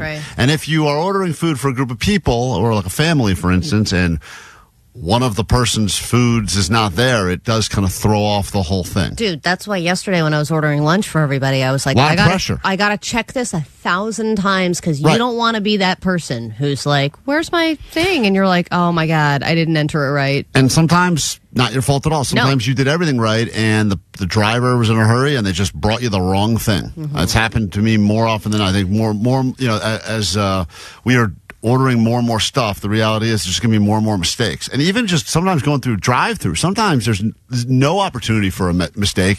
You're in a drive-through, you order yourself, you get handed the bag yourself, you pull off, and then you realize as you finally get out of that line, there's something very important missing from this. Well, and I think a lot of restaurants now and fast food places are trimming staff. So there's going to be mistakes because everyone's doing more work than they ever have. And I also feel like in general, people don't really care about doing their job great anymore. They're like, whatever, if it doesn't work out, I'll just do something else. Well, because haven't you had a wrong order recently and then you asked the person and they were like, all right. Okay, so I'm glad you bring that up because I have some audio now of a situation that I had. And this is a sushi place. Feud, correct? It's not a feud. It's become a feud only because their system is flawed. And I wanted to let them know. I wasn't someone that was calling to complain to say I want a refund or I want my money back or I want all those things. I don't want to pay for something I didn't get. I want them to fix their system for other people. I'm doing this. Do you want to teach them a lesson or something? That's right, Omar. I want to teach them a lesson. I'm sure they have time for that. Well, what are you doing, man? I'm going to play. Did they forget your wasabi? Well, they did, and they forgot some other things as well. But this is a place that I have been a good customer at for a while. I mean, I feel like I'm a loyal customer, and the last few times there's been one or two things that have just been not there, missing. And this is not delivery person stuff. This is me calling in the order. I'm going to come pick it up. And they even repeat the order back to you? Oh, they repeat the order back. And, Allie, they've added a new system now where they put the receipt on the bag and they cross off everything on the receipt supposedly as they put it in the bag. Foolproof system, although it's not working. And I wanted to let them know that the system's not working. So I called after I picked this up over the weekend, and there was a couple of things that were missing. And I called the number, and they tell me right away, we don't believe you, which is a really hard thing to hear. You're already frustrated because the dinner's not there, and then they go, no, it is there. We packed it for you. And I go, well, it's not here. I went to your place and home. I didn't stop. I didn't run 9 errands and lose something. Yeah, but with the rise of wrong orders, there's also the rise of the fake wrong order. People do that on delivery apps and stuff, and they say it's not here. But that's why I wanted to make it clear. I'm not looking for... You don't have to... if I said I want a credit or I want you to replace it, I assume they would think I was full of BS. So I said, I'm not looking for anything. I just want to give you the information. I want none of the benefits of this interaction. Right, that's right. And the woman said to me, take a picture of what's missing and send it to us. How are you going to take a picture of... And I said, okay. And then I got off the phone and I realized, okay, I can't do what she's asking. No, you just send her a picture of an empty counter. So I called back and I told, and this is how this interaction went. Hi, thank you so much for holding. Can I help you? Yeah, I think we spoke a few days ago about some missing items from my takeout order. What's your name? Kevin.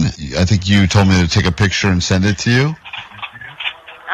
And you told me that you packed the order yourself and that everything was there. And I spent the last 2 days looking for the rice and the edamame, and it never turned up anywhere. Well, no, I didn't. What are you telling this lady? Hold on.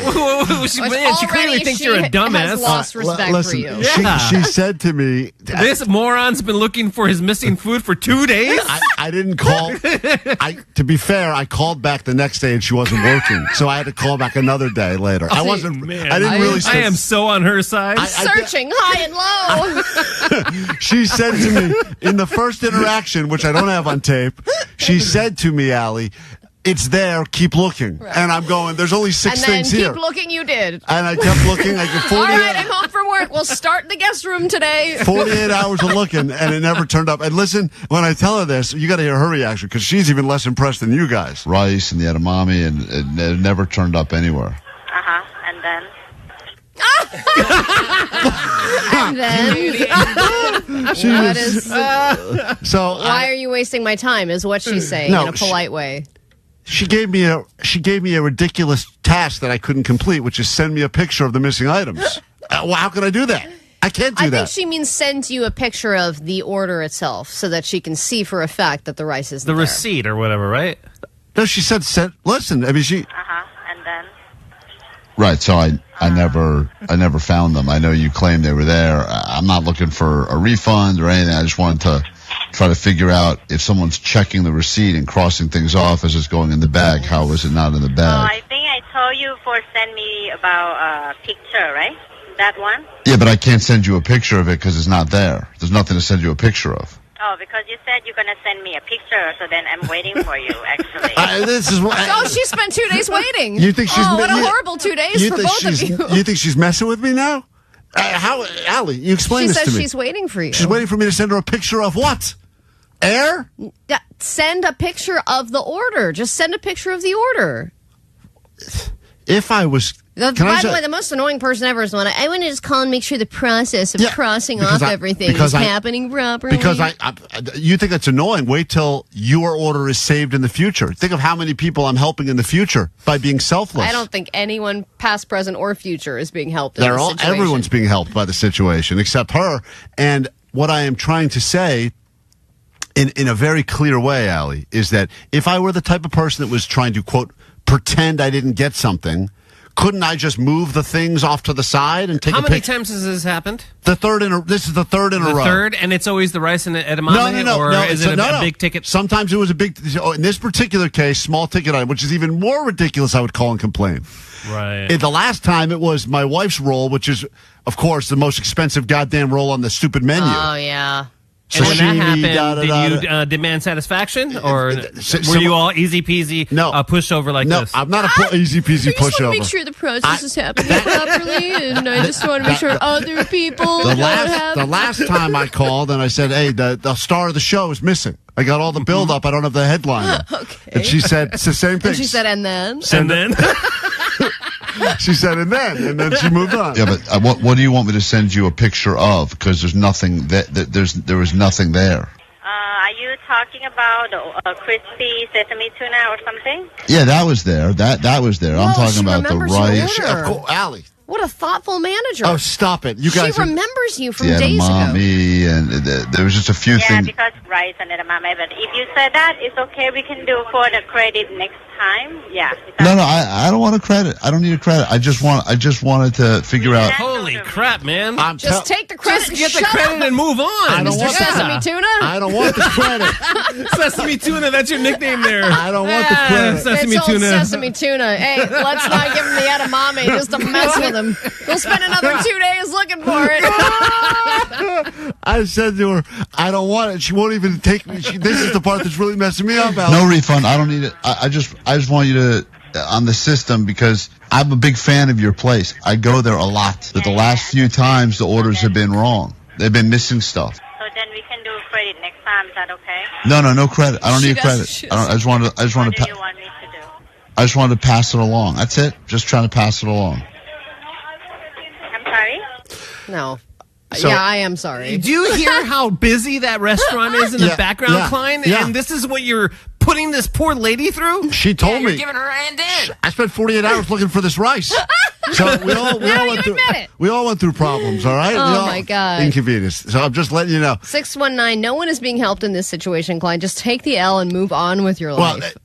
I took the L the first few times. Third time, I'm not taking the L. And I was talking about here, and Al, you said call back. You're the one. Of course I'm going to say call back. Yeah, I was over it. I said call back and record it. Yeah, and now look at the situation we're in. Now I look like a real dummy. I mean, at one point she was like, what do you want me to do here? I get it. Well, pass anyway. it along. She has time to pass it along. It ends beautifully, we finally come to a happy understanding. Just wanted to let you know. Oh, I can do the store credit for you next time. No Okay. problem. There you Okay. go. All right. Thank you. And then, can I have your name and the phone number? So that I know. But never I don't to need a block. credit. It's fine. I'll still keep going there. I just wanted to let you know the order. That's it. Okay. I'm not calling for a credit. I was just letting you know I was disappointed. That's it. So just edamame. She wants, now she's taking your order. I go right back to ordering again. I don't know. It's a vicious cycle. This place got me by the balls. All right. Alley Show. Klein Alley Show. 106.7 FM.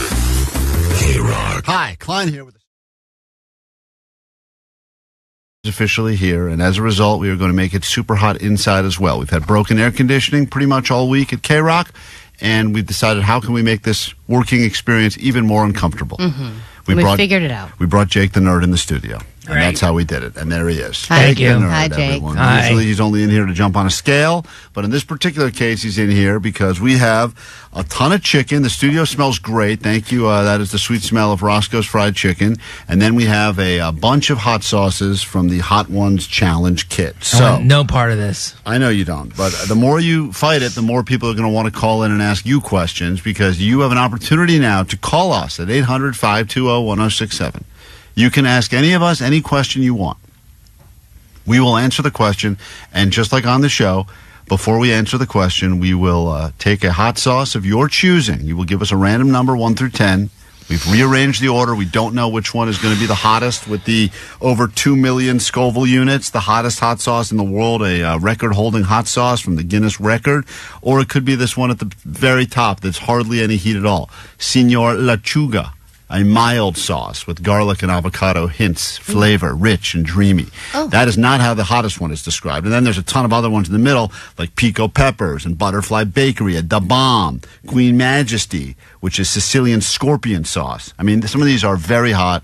They will probably hurt our tongues. If we touch our eyes later, we may go blind, and we should not. We should all make an agreement that we will not masturbate for 48 to 72 hours. Oh, well, I think you're the one that really has to make that promise. I'm I making think that we're all promise fine. to myself. I'm saying it out loud. If you'd like to join us and be a part of the Hot Ones Challenge, now you can watch us. We're streaming live on YouTube. We're also going to do this on the radio. But now would be a good time for you to call us, 800-520-1067. If you have a question, you just got to say who the question is directed to. We're all eligible. So even though the chicken sits in front of me and Allie and Jake right now, if you have a question you want Vanessa to answer, she will come in here, grab a piece of chicken, put whatever hot sauce you mention on that hot sauce, eat it, and then answer the question. Do you think this little vial of syrup, which is probably delicious, Yes, it's great. would cancel out the hot sauce? No, for some reason, milk is the only thing that seems to work. Everything else that should work makes it hotter. Like water just makes the hot sauce hotter. And Can I pour this on top of the hot sauce, though, when I eat it? Or do I have to do only hot sauce on the chicken wing? Just hot sauce. I think you gotta do hot sauce and then chase it with that. Yeah, you could. If you want to do a shot of syrup to chase it, you can. All but right. understand that for whatever reason, I don't know if it's the viscosity or whatever, it could make the hot sauce work a lot harder. The viscosity? That's what they say about Good word, dude. water. Water, for some reason, it spreads the hot sauce around. Yeah, it makes it worse. I have made that mistake many times. So I didn't realize we can't even pick the number. Because there was a couple numbers, I'm like, I think I recognize that bottle as being a mild one. No, we can't pick. The person who asked the question will we'll decide who is the question directed at, and then give us a number 1 through 10, and that person will crack open the bottle, pour it on the chicken, answer the question, and then we can officially begin. What's wrong, Jake? Well, I mean, I shouldn't be doing this. Why do you say that? Because I have a condition that they don't know why it's caused, but my history of eating spicy food, because I used to really love spicy food, probably helped cause what I have today. And so it's not good. Oh, so the spicy food that you ate your entire life was why you believe you have irritable bowels or whatever? It was like the It's spider very bite for possible. Spider-Man. It's very possible. Yeah. The cause is also your kryptonite. Yeah. Wow. Ironic. Aww. All right. Well, this is maybe the people will go easy on him. Yeah, maybe they will. And by the way, we don't know the order because we could end up lucking out here. We're not going to do 10 You questions. guys, I'm very boring. Okay. You don't even ask me any questions. Same. Let's go ahead and say hi. We're going to make our way up and down these phones right now. And once again, it doesn't matter what the questions are, we will be forced to answer. You will get brutal honesty like we always give you here on KROQ.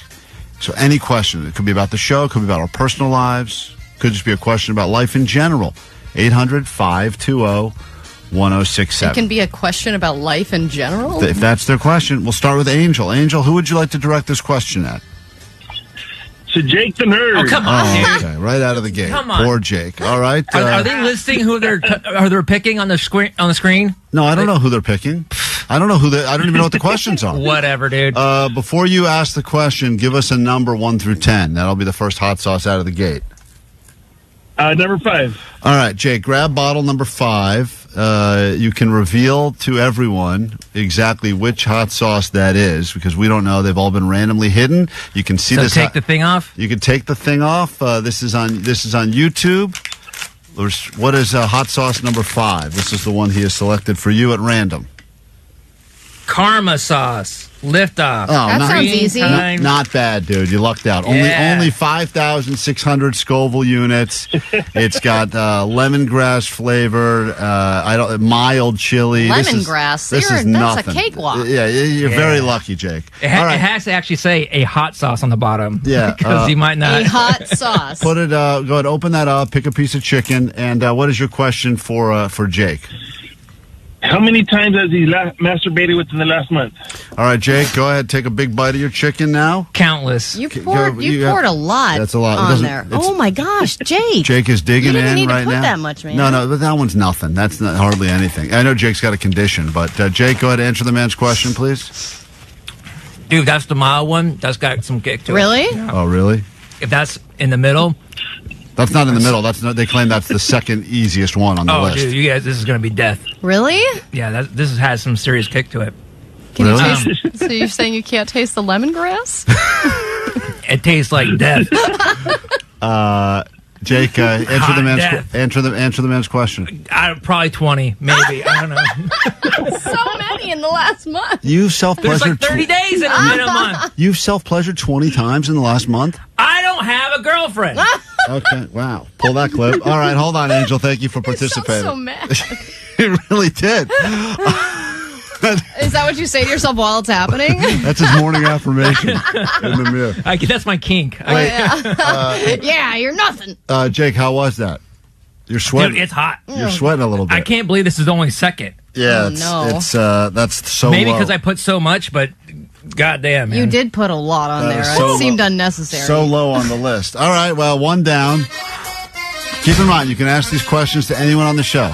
Jake, Johnny, Vanessa, DJ Omar Khan. You can go with Allie, or you go with me, and all you have to do is give us a question and a number, 1 through 10. Jake said 5 was painful. Oh, my God. And it was the second mildest in the list. All right. Let me say hi to, next one out of the gate is, let's see, Edgar, you have a question for someone on the show. Who's your question to? We'll start with that. Sweet Divots. Sweet Divots for Jake. Dude, this is rigged. Forget that. No. What number? What number? Number 3. Okay.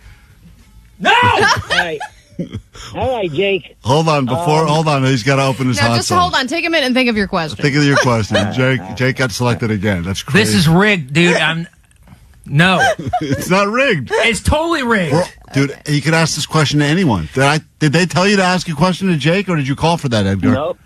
No, I called specifically for Jake. Yes, and then they wrote on the thing, this guy's for Jake, and you're picking Jake callers. No, not picking Jake callers. That is such bullcrap, and you know it. All right, just open. Which one is 3? It's going to be a hot one because the top of it's yellow. Okay. It has a yellow hot one. Which hot sauce did you end up with? God. What's it called? Los Calientes. This is a hot one's Rojo. It's heat level 5 out of 10. Hold on. So I it can't be see it on my list. Oh, number 5. It's middle. 49,000 Scoville units. It's technically 10 times hotter than the one you just had. Jesus Christ. It is best Friday morning. You get your ADD news and then your tickets to go see Sublime at the Vans Warped Tour Long Beach and hop on that standby list. Go see them again as part of KROQ's Road Trip USA. Monday morning, get to give away that trip and also tell you which band you'll be seeing next and where you'll be going. I believe I heard a rumor. It's a great band. I don't know where the destination is. Vanessa, did you ever find out about the destination? And do you not tell me these things so I don't accidentally say them too early on the air? Correct. Yeah, but you know what? It doesn't matter because whenever we tease the announcement, we always get scooped somehow on KROQ socials or the website. So what's the point? I know we're supposed to keep it all tight-lipped until Monday morning, but at some point they're going to blow it over the weekend anyway, probably. Not with this. Yeah, it always is. The listeners always scoop us on the text line. I'm like teasing it. Well, find out where you'll go next. And the guy's like, Vegas, Sublime. It's been. And then we're like, you'll never guess it. We look like idiots. Yeah, all right? We do a good enough job looking like idiots on our own. Let's get to your news. Grab your Adderall. It's time for ADD News. So we've heard all kinds of stories about people impersonating different officials, electric workers, delivery drivers, all to bamboozle you to get into your house. There's been many reports of people impersonating ICE officers, and now things have gotten even crazier. I don't know if you heard about this, but the cops showed up to this house in Brentwood. They got a tip and they raided this guy's house. And not only did they find many violations that he's going to be arrested for, but they also found a fake fire truck. A fire truck that was registered to a fake SoCal fire department. And this guy is also, I guess, wanted for fake COVID testing and all this stuff. But they think that he was masquerading as a firefighter during the Palisades fire. And I don't even know, they won't give too many details about it. Like a private rich person hire? No, I think this guy was trying to get into places that were fire access only to either rob people or for whatever nefarious reasons. But think about all the places that you're, quote, not allowed, that if they see a fire truck, they're like, go right ahead. Anywhere, really. I mean, that's... it's like a free pass to park wherever you want, go wherever you want. If you can get your hands on a fire truck... It's the VIP Coachella wristband of all vehicles, I believe. Exactly. Wow. And the fact that he was hiding a fire truck. Full-sizer? Yes, a fire truck. I mean, I'm looking at this thing, it's an effing fire truck. I guess it was in his garage or in a back house or something, but they found it, and they found it was registered to a fake fire department. And I'm like, how much effort do you have to go through to fake a fire truck and fake a fire department? Like, that's a lot of fake paperwork you got to do. I'm jealous of people that are this good at pulling out, long-term scams, because for all we know, that... who even paid for that vehicle? Was that a fire truck? He must have bought a fire truck. Or was it donated from another? Sometimes you get fire trucks from other fire departments. Right? And he's like, send it to this official Brentwood Fire Department, and they don't realize there's not one. Man, that is wild. So interesting. All right, I have yet another animal rescue story. It's been a bit of a theme show today with Jake, Rhonda, the cat rescuer, and Jake adopting the squirrel with head trauma.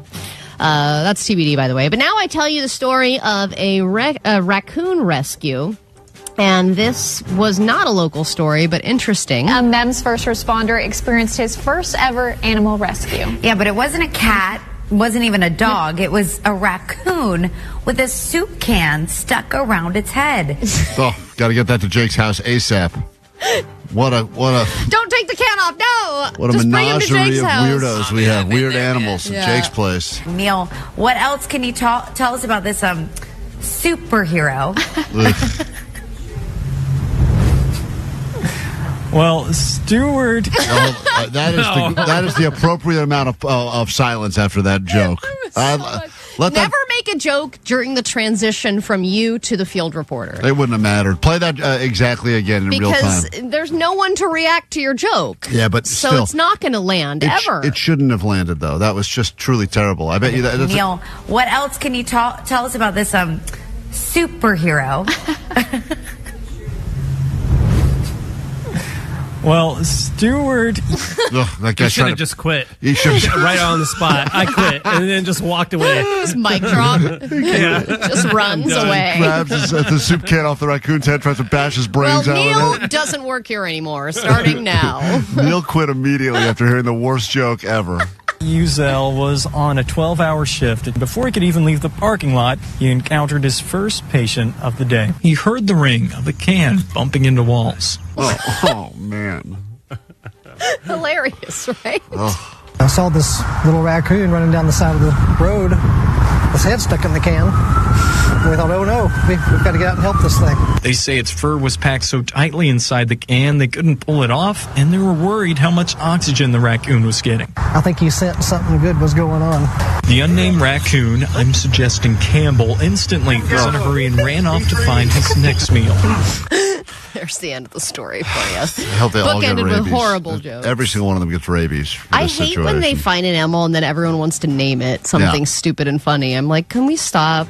All right. And then finally, it is highly embarrassing to pass gas in public. It's a specific type of embarrassment that cannot be replicated. And imagine that feeling times 1,000, knowing that that moment was broadcast on national television. And Scotty Scheffler knows what that feeling is now. This is a great view of it here because so far above the green, downwind you can get onto this green that Scheffler.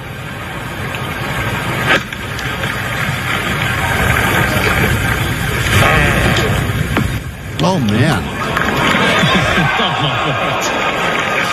What are you laughing about? There's so much to say about that shot. The sound off the club face. Oh, it's extraordinary. Let's stick to the golf. Just a little bit of wind from behind. Just a little bit of wind from behind. Yeah, I mean, listen, they got these poor golfers. They got to try to hold it in. They got microphones are pointed at their ass the entire 18 holes of golf. And everybody has to be quiet. Everyone's quiet. It's the worst place to try to hide a fart because No one can relate to this more than Jake. well, they've got microphone. All the mics are pointed at their butts because they're trying to capture every sound of the ball hitting the club and the grass and all that. Well, So- and that is a satisfying sound. Yeah. Of course they got to capture it. But then, of course, with these guys, that guy hit a shot, and then the release of that shot that followed it. Obviously, I think he farts a second time out if you let it He play. does, yeah, he does. The first one, it happens a little bit after. And I like the British guy going, yep. Yep, Okay, yep. and then they move on to this one. Just help to ease down the green. There's an echo as well. What a shot from Scheffler. And off the back of his tee. I think they are impressed. They are blown away. Hey, he's the world's #1 golfer for a reason, Allie. It's stuff like that. Well, Maybe that's the congratulations. Caller 20. Let's go ahead and make your wildest dreams come true right now. You've put up with us long enough. As we kick off a brand new hour of the show on a Friday morning, we have your Sublime tickets right now. Klein Alley Show. 106.7 KROQ FM in HD Pasadena, Los Angeles, Orange County. This is the world famous KROQ. Thank God it's Friday! Hell yeah, ready for your weekend? Let's go ahead and get you on the standby boarding list to see Sublime in Vegas and also give you tickets to guaranteed see Sublime in Long Beach at the return of the Vans Warped Tour. And some of you may remember your Vans Warped Tour days from high school or junior high. For some, it may have been your first concert experience ever, first festival ever. Well, you get to relive all them feels all over again, this time with Sublime and I think 100 other bands. It's quite a lineup. Yeah, but they're also going to be in Vegas doing what? I don't know.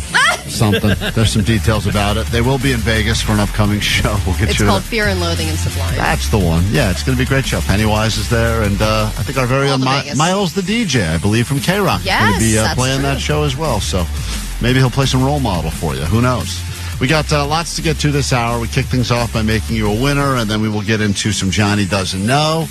And lots of opportunities for you to get involved. We also have audio. I didn't realize, but Jake, I didn't know at this comedy show you did that a bunch of the net bangers were there from the YouTube, watching on the YouTube stream. They showed up in person, in real life, huh? Yeah, it was awesome. And did it feel like you had like a hometown crowd? Because I saw some of the jokes you told, and they weren't great, but you were getting like a big reaction from the net bangers. I thought they were pretty good. And yeah, the net bangers are very supportive. Yeah, we got some audio. Jake was back on the stage trying to chase his dream of telling jokes. It's why he moved to L.A. like 20 years ago. And he's still occasionally going to the stage to tell jokes. And we'll get into this audio a little bit later. But, Allie, here's a tease. Went through a breakup. I broke up Oh, with it my sounds girlfriend. quiet in there. Because she... It does sound quiet in there. The Sounds like he's acoustics in went through a breakup. I broke up with my girlfriend because she dumped me. Hey, look at that. A very supportive crowd for Jake the Nerd. So we will take a Pretty listen. good delivery. I think so. Your pacing's getting better, Jake. I really think you got something. I'm going to get you on the Late Show with Stephen Colbert one of these days. Don't in you May worry. of 2026. Yeah, you're the first guy on I'll after be the May. last one. Let's say hi to caller 20, which puts us in Ontario, California. Good morning, Robert. Yeah! Good morning. Good morning. That's the Hey, excitement Debs. we're looking for. You are caller 20. You're going to go see Sublime and go to the Vans Warped Tour, and maybe we call you back Monday morning to give you the good news. You'll be going to Vegas to see them again, all right? All right, that would be awesome. All right, thanks for listening to the show. Thank you for starting your day with us here on KROQ. We greatly appreciate you. He sounds excited. He does. Sounds like he's actually in a good mood. Genuine He's going to go to the show. excitement Real is always fan. nice. We get into everything else we have in store for you this hour. And we'll do it all after some Panic at the Disco on the world famous KROQ. Welcome to your weekend and good morning.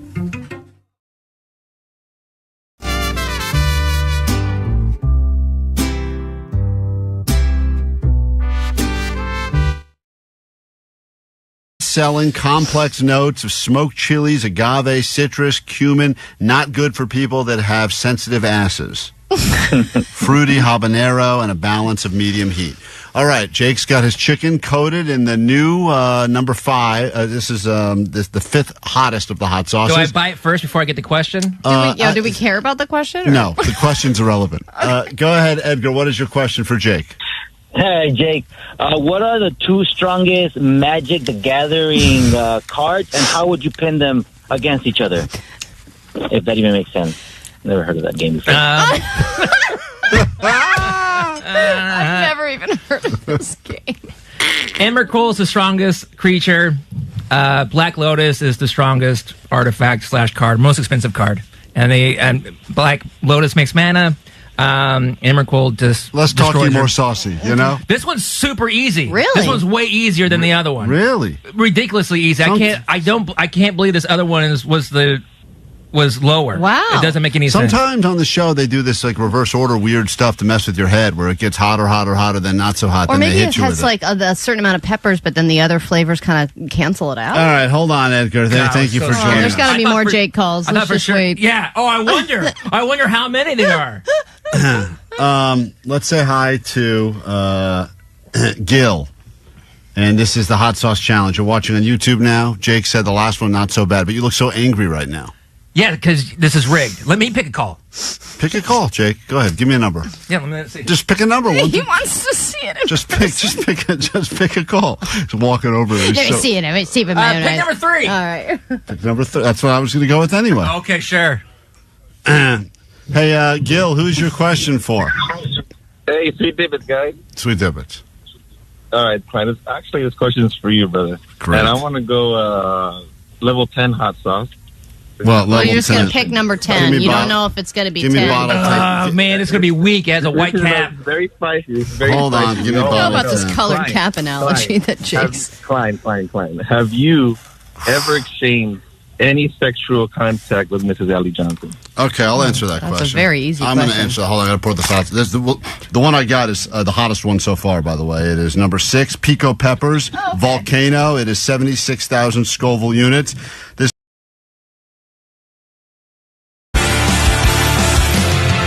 KROQ, we are Klein Alley Show. You can interact with the show tons of ways, including the text line and the phones, 800-520-1067. You'll need those numbers in a few moments when we open them up again for Johnny Doesn't Know.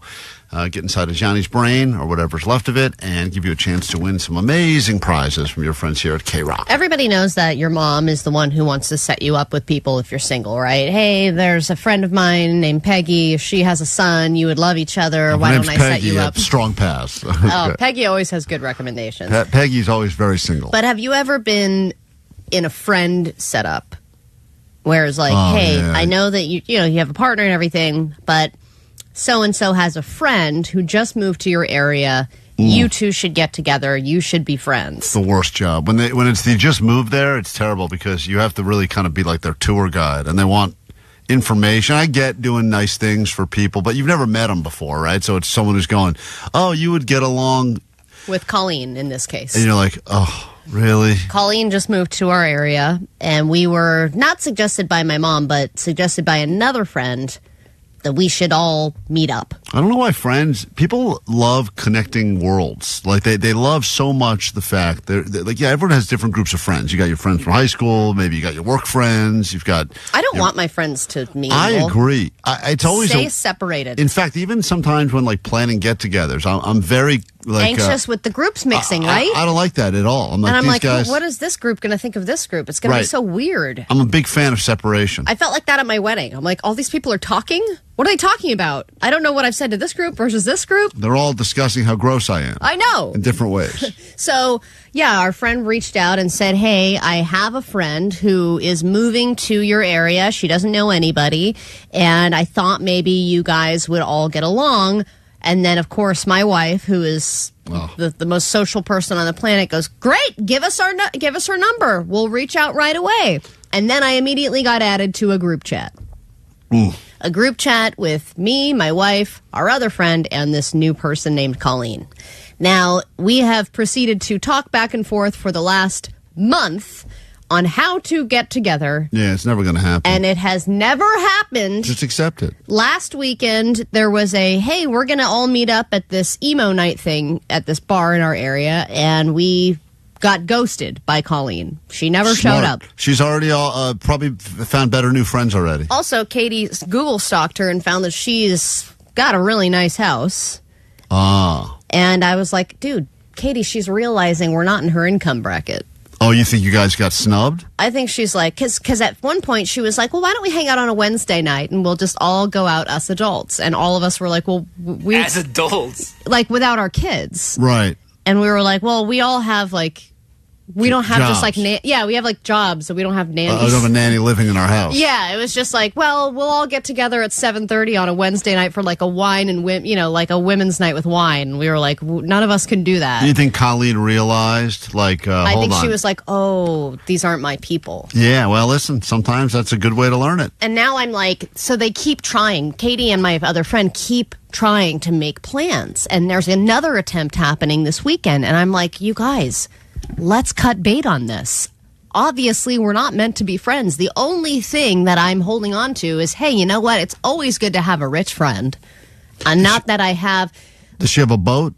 I don't know yet. I have to meet her to find out if she has boat money. Right. I know that she has a nice house. And Does she have a plane? I think she's a stay-at-home mom.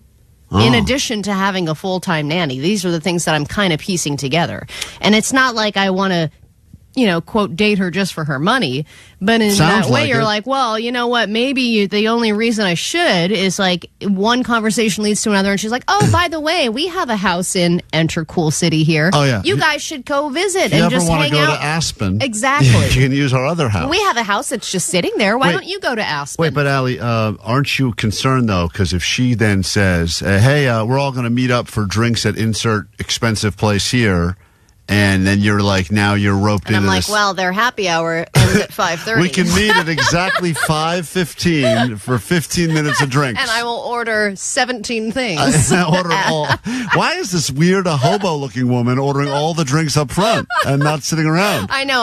There was already a nighttime thing that I was trying to change to a daytime thing, and then she wasn't into that. I was like, eventually you have to know that you're being set up on a blind friend date, and it's just not in the cards. And when do you just walk away? Text line is agreeing with a couple of the following statements. I loathe group chats. The combining of worlds. This is, I believe this was like an early Seinfeld concept of worlds colliding. Is never a good thing. It's not. You don't want your and every once in a while it does work out, and you turn your separate groups into some sort of a super group of friends. But this is becoming a forced relationship. Yeah, that my friend in her mind was like, wow, they both live in the same area. Right. They've got to be friends. And that is the reality, is that most of the people that you end up hanging out with, at some point it's based on similar interests. And then it just becomes... Or there's some people that you were friends with since the beginning, and even though they've got you're like family at that point. Yeah. You're in it for the long haul. But longevity, it's like, we've just known each other a long time. But if you met today, you probably wouldn't get along very much. Yeah, you would probably hate each other. But the reality is you now hang out with people, and this is not just you, me, whatever. This is just how it is, with people that live near you, or have the same schedule, or kids happen to be the same age, or actually have jobs to make it as easy and convenient as possible. Right. I wonder if you broke down how many quote friends you have versus how many people you want, wish were your friends. You go is there an overlap here at all? And there are people that you probably don't like very much, but then they live close and they have a similar schedule, and you're kind of into the same thing. So you're like, I guess we'll just be friends. Here's the last text I'll read from 213. Allie, this is Colleen. No offense. I just don't like radio people. Oh, well, me neither.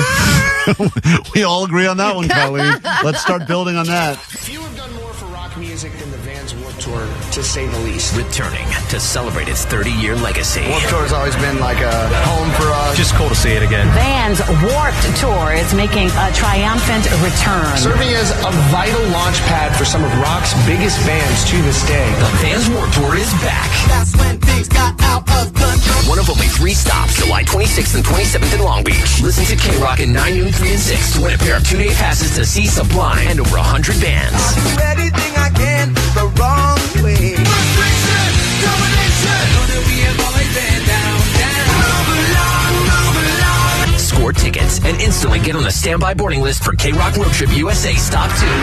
Fear, Loathing, and Sublime in Vegas. Vegas, baby, Vegas! Is what I got. It's on the streets of Miami. Hey, it's Jacob Noel of Sublime. Keep listening to KROQ. Keep listening for your chance to win.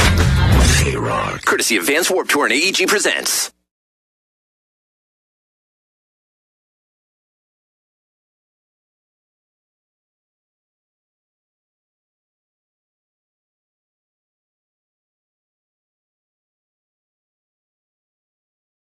This is where things start to get real. Habanero all over, extra fire. Things are getting damn spicy. So I will pour this on the chicken from Roscoe's. Whew. That's a lot. That's right a lot. I just put That's a lot of a lot. sauce on there. All right, there you go for the camera. I'm not pussing out here. I already pierced my nipple this week. What else can I do to make my life fun? That was a couple weeks ago. All right, and repeat the question, Gil, while I take a bite of this. Go ahead.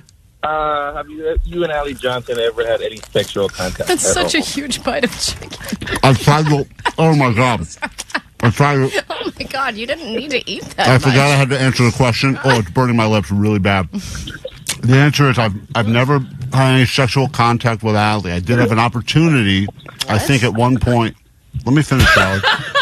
Her face. I did have an opportunity. Oh wow, that's hot. Woo! And that's what you said, didn't you? I did have an opportunity at one point. I think to hook up with Allie's hot sister. Oh, yeah. But I was in a relationship at the time, and I did not. I chose to be faithful, but I do regret that a lot. I Yeah. did have a sex dream about Allie one time. It was Ugh. really weird. Gross, yeah. And those are really disturbing. And I'll tell you the graphic details is that she chose to service me. Sorry, that was a level 10 for me. Wow. All right. Hold on. I got So how is that heat? that builds, man.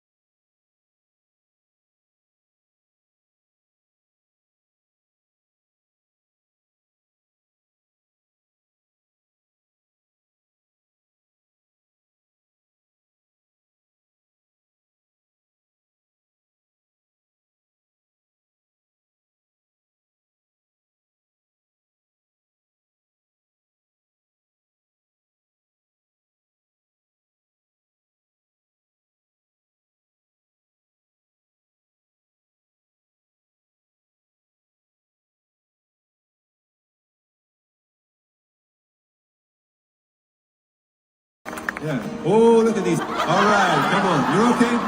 Oh, what? Either they're having an affair or they're just very shy. I'm not quite sure.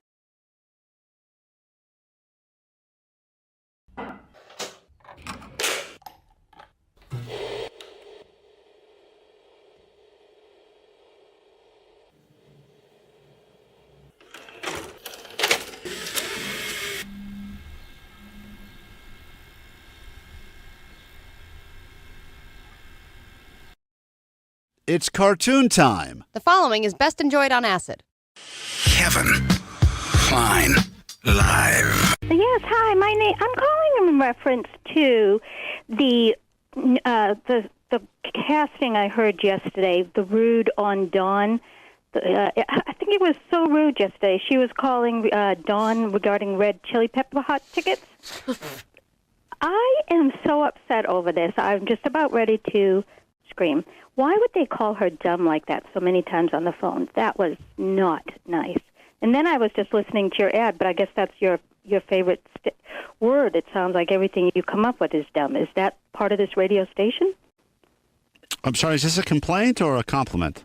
It's a complaint because I'm so upset. This poor girl's been trying and trying, and then, you got her hopes really up, and then all that other girl kept singing is Dawn is dumb. Are you talking about the hold music? No, I am talking about yesterday on the radio when you were talking to Dawn regarding some chili pepper tickets or something. Yeah, I know what you're talking about, but that's the hold music, and that's a service that provides us the hold music for when people go on hold. Yeah. So you understand that we don't pick that music. It was just coincidental that was her name and that the song said that she was dumb. Wow. I can transfer you if you don't mind. I can transfer you so you can make an official complaint if you'd like to. Okay. Are they going to give her tickets, or because I'm going to try to come up with something to come up with the fund to get this poor girl tickets? Or you can make your complaint officially once we transfer you. Okay. Okay. Okay. Hold, please. You're a dummy who's complaining on the radio, and you can't even pronounce the tickets that Don wanted. You dummy dum-dum. Yeah, hello, complaint department. Yeah. Hi. I like that song. That was really nice. You just put everything together with your dumbness. Okay. I'm complaining now because you just called me a dummy, and because of the whole... Whoa, who called... Oh, hold on. Who called you a dummy? You just did on your radio, on the hold music. I didn't hear... Let me just listen 1 second, because I'm not hearing the whole... Same thing you did with Dawn. I don't... Let me listen to the hold music. No, it's just Kenny G like always. No, it's not. It was singing, you dummy. I'm not stupid. I'm a 60-year-old woman, and I can hear. Don't have... you guys are totally rude and obnoxious. Well, hold on. Let me file that under the complaint department. Hold, please. Sure. I didn't think it was possible to find someone so dumb calling us to complain, but we can tell you to F off, cause that's what we do. We do. You won't get any tickets. You there? Yeah, I'm there. I don't want tickets. I asked you a question, and who do I complain besides listening to you call me dumb? I didn't call you dumb at all. Yeah, okay, your radio station, your music that you don't hear, that you're being dumb is the one that's calling me dumb. So that's perfect. Let me listen. Yeah. Let me listen. Hold on. If there's a complaint. I don't hear the word dumb. Are you talking about the saxophone there? Yeah, I hear it. Yep, I hear that saxophone. Perfect. Okay, now who do I complain to besides you?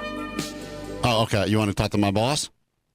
Yeah, he's probably going to call me dumb too because you don't really have a boss, right?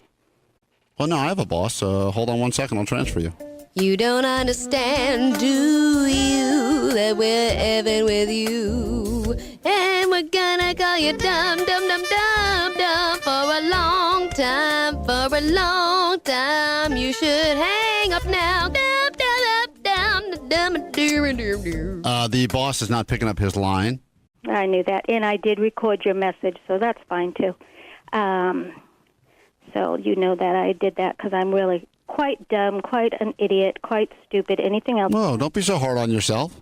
No, I won't be. That's fine.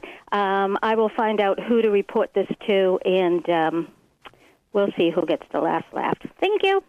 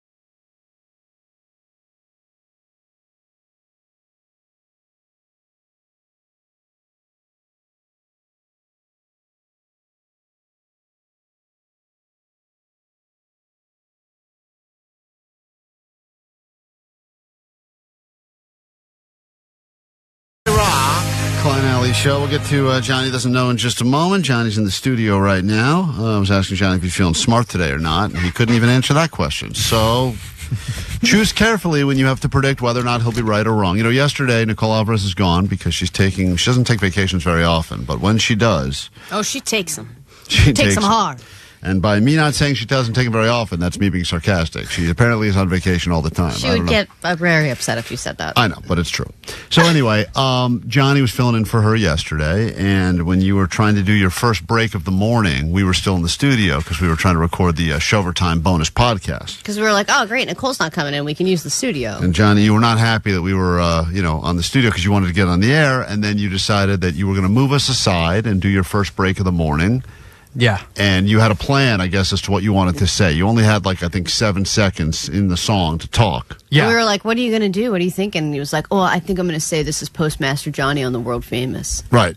That's what you told. like, that was okay. your plan, right? Yeah. Good stuff. Yeah.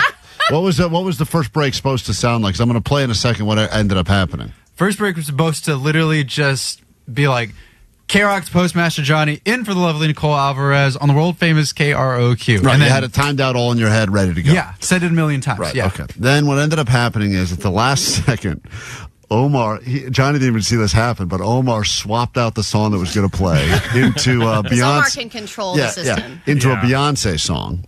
And I decided to just continue to punch Johnny in the You were gut. tickling me all over. So here, so that's how I groom boys. So here is here's how it happened. Here's how it happened on KROQ. It's going to sound like quite a train wreck. And this was Johnny's first break of the morning. Ready? We're all going to be on. 106.7, it's the world famous KROQ. I brought some friends with me too. Hey, who put this on? Why is it Beyonce? Wait, hold on, wait. Wait, no, wait. Wait, that's wrong. This is correct. It's Postmaster Johnny on the world famous. I brought some friends. You guys gotta stop. The world famous KROQ.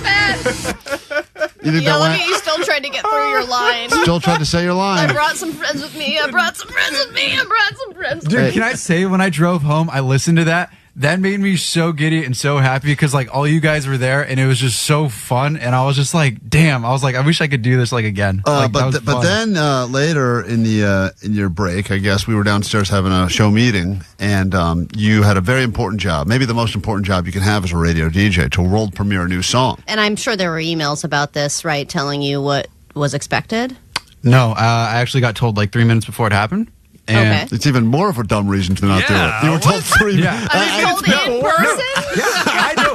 Hold on, Johnny. It has to be less than 30 seconds. We had a brand new 9 Inch Nails song that we were playing yesterday. Forced memory reset. And I assumed they sent you an email 3 weeks ago and you forgot it, which is I would at least say I can understand. So they came in 3 minutes before the song played and said to you what? Look, maybe I'm wrong, but I don't know. He told me, and then I was just like, yeah. But to his What did he defense, tell you? He told me very clearly and concisely, talk into the song and then talk out of the song. He's like, I edited it for you. You're all set, good to go.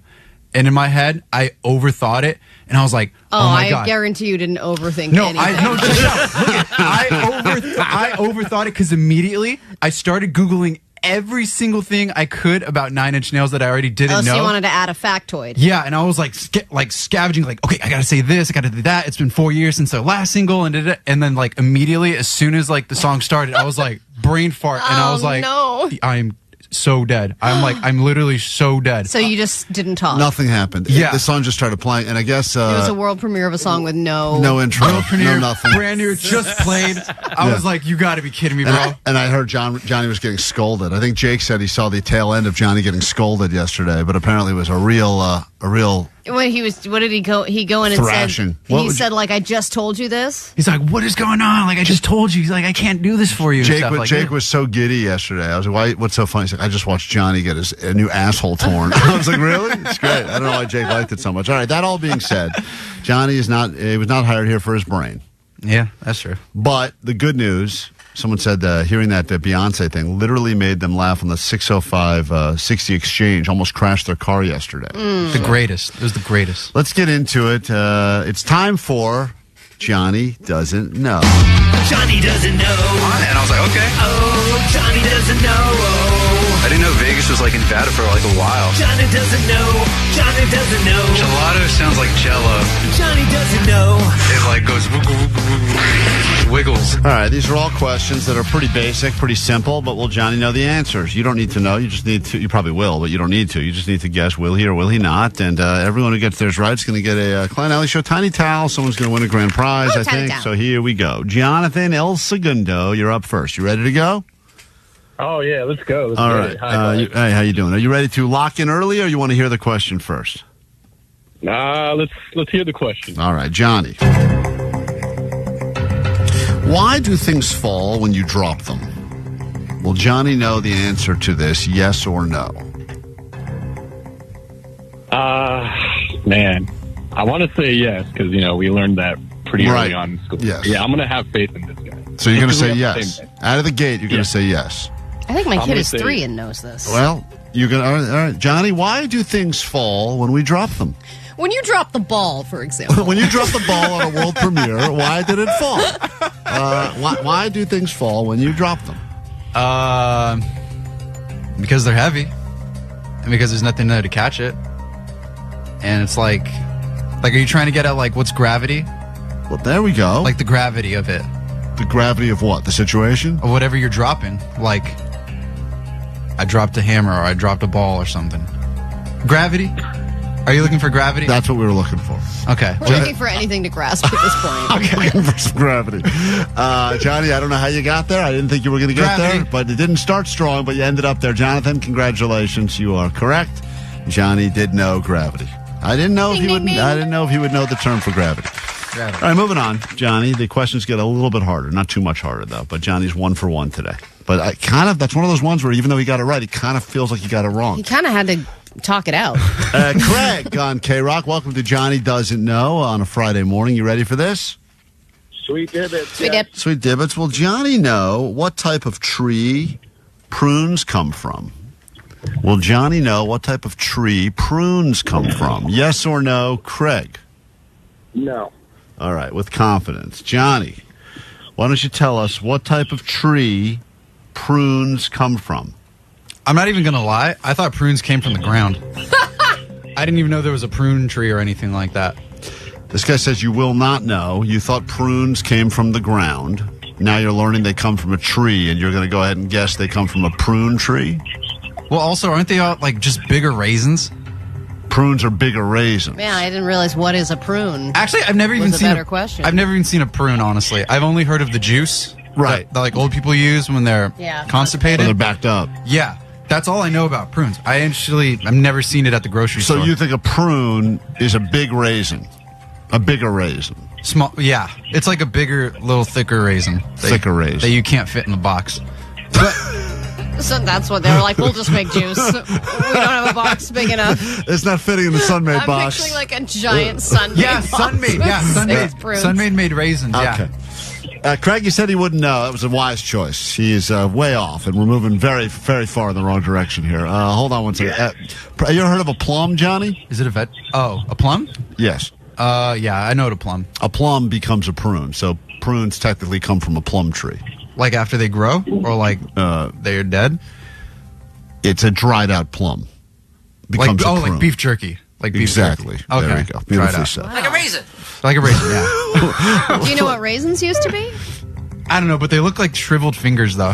Hold on, Ali. Let's ask that as the next question because I don't think he's going to. No. Let me say hi to Cole. And hold on, let's say Matt. Sorry, Cole, you're next. Matt, good morning. Welcome to Giant Doesn't Know. All right, we just had an interesting little lesson about prunes. So here's the next question: What did a raisin? What was a raisin before it was a raisin?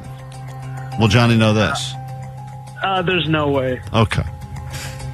What was a raisin before a raisin? What was a raisin and then it turned shriveled up and turned into a raisin? What's brown and small, dude? Well, damn. Problematic. Vanessa put her hand up. Vanessa, that's not okay. We're not saying that's not okay. That's not okay. You can't say that about yourself, Vanessa. Raisins. I'm stuck between dates or grapes. But I'm going to go with grapes because those look like you could shrink them up. Look at that. Johnny. Johnny knew something. Sorry, Matt. You don't never doubt Johnny. That guy's a genius, clearly. Then why are they brown, though? Wouldn't they be green?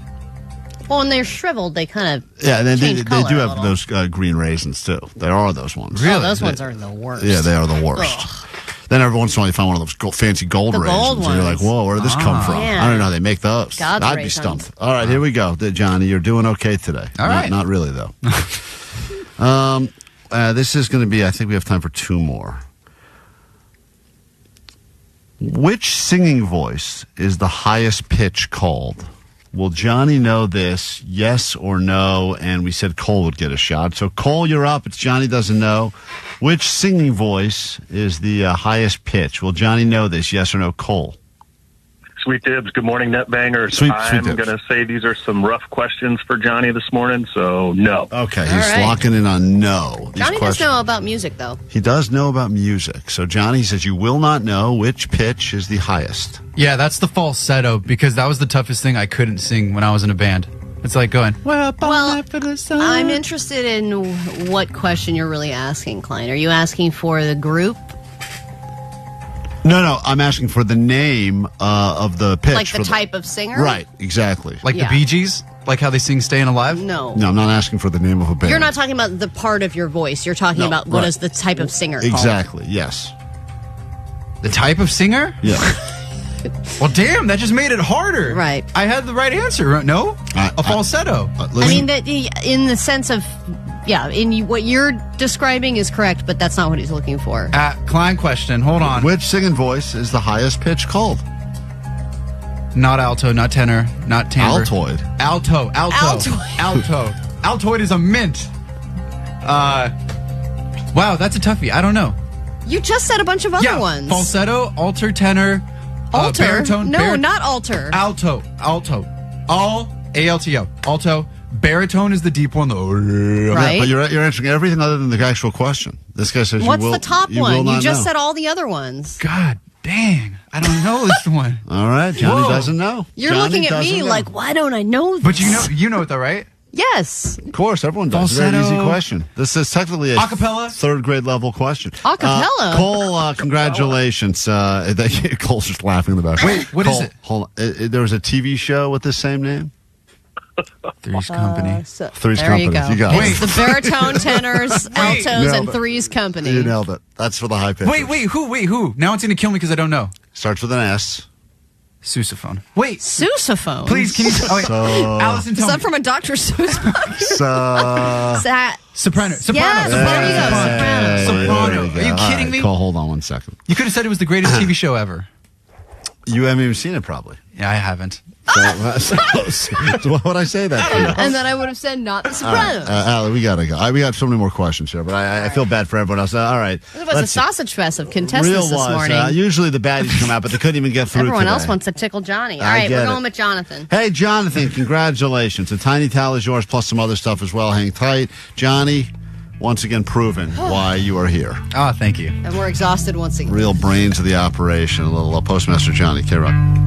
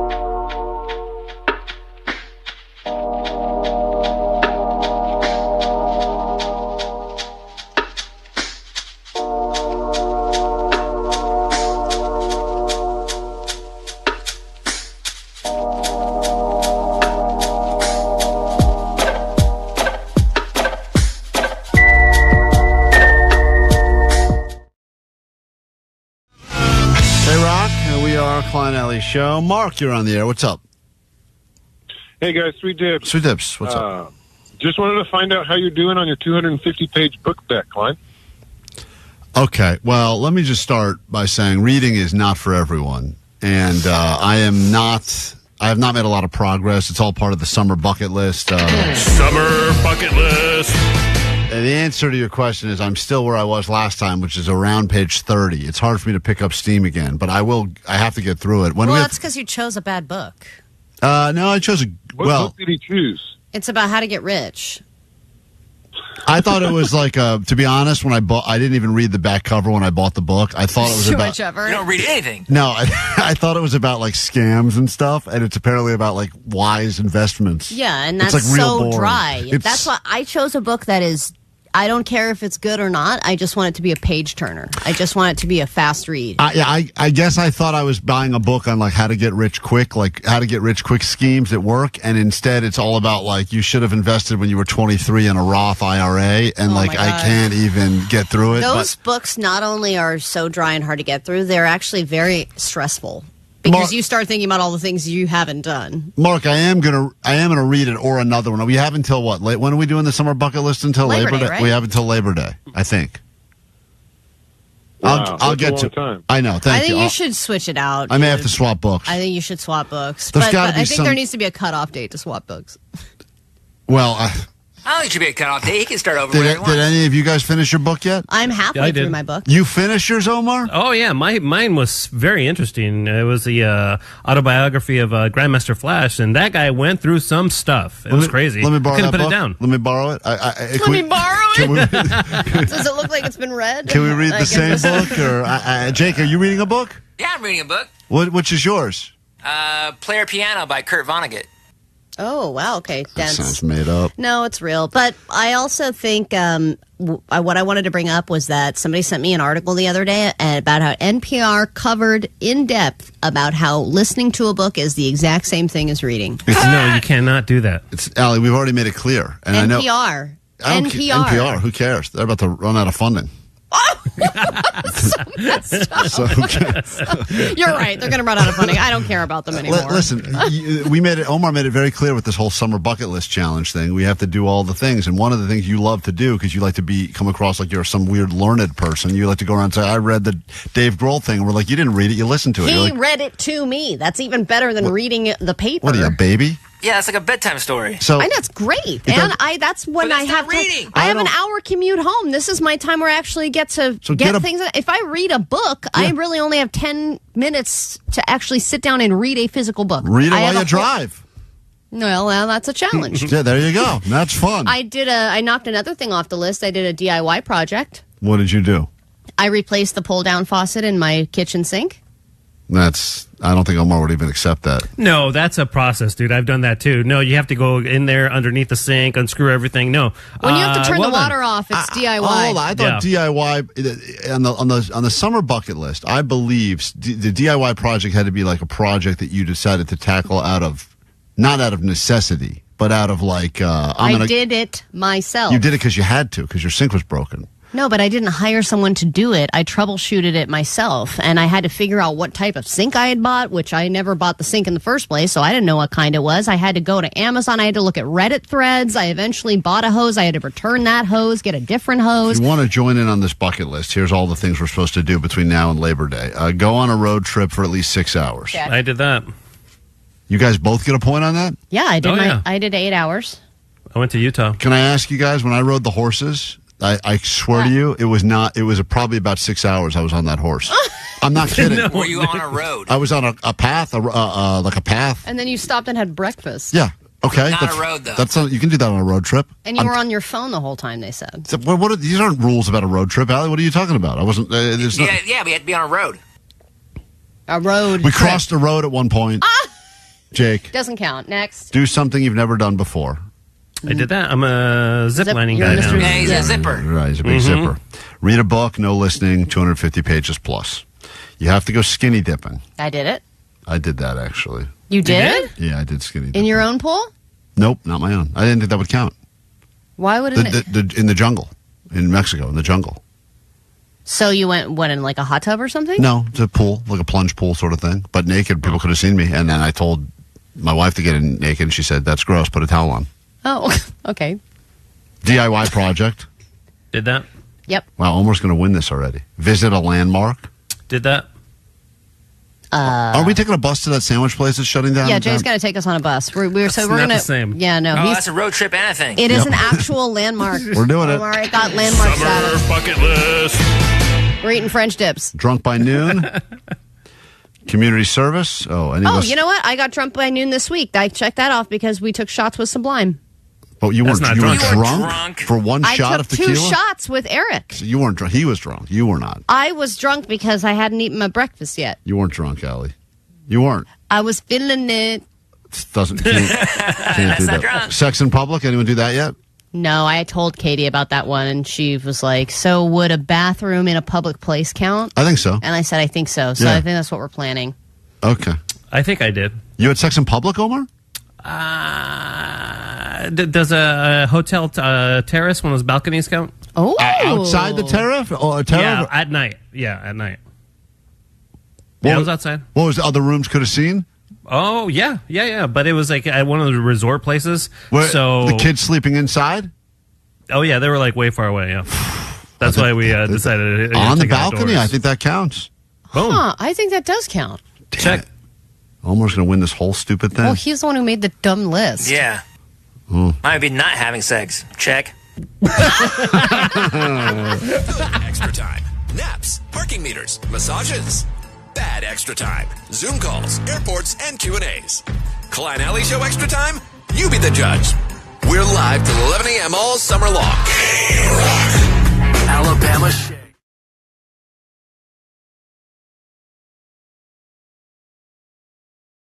Brad Williams is in the studio right now, and he's all strapped in. He just informed us off the air that he has never agreed to participate in a lie detector test ever before.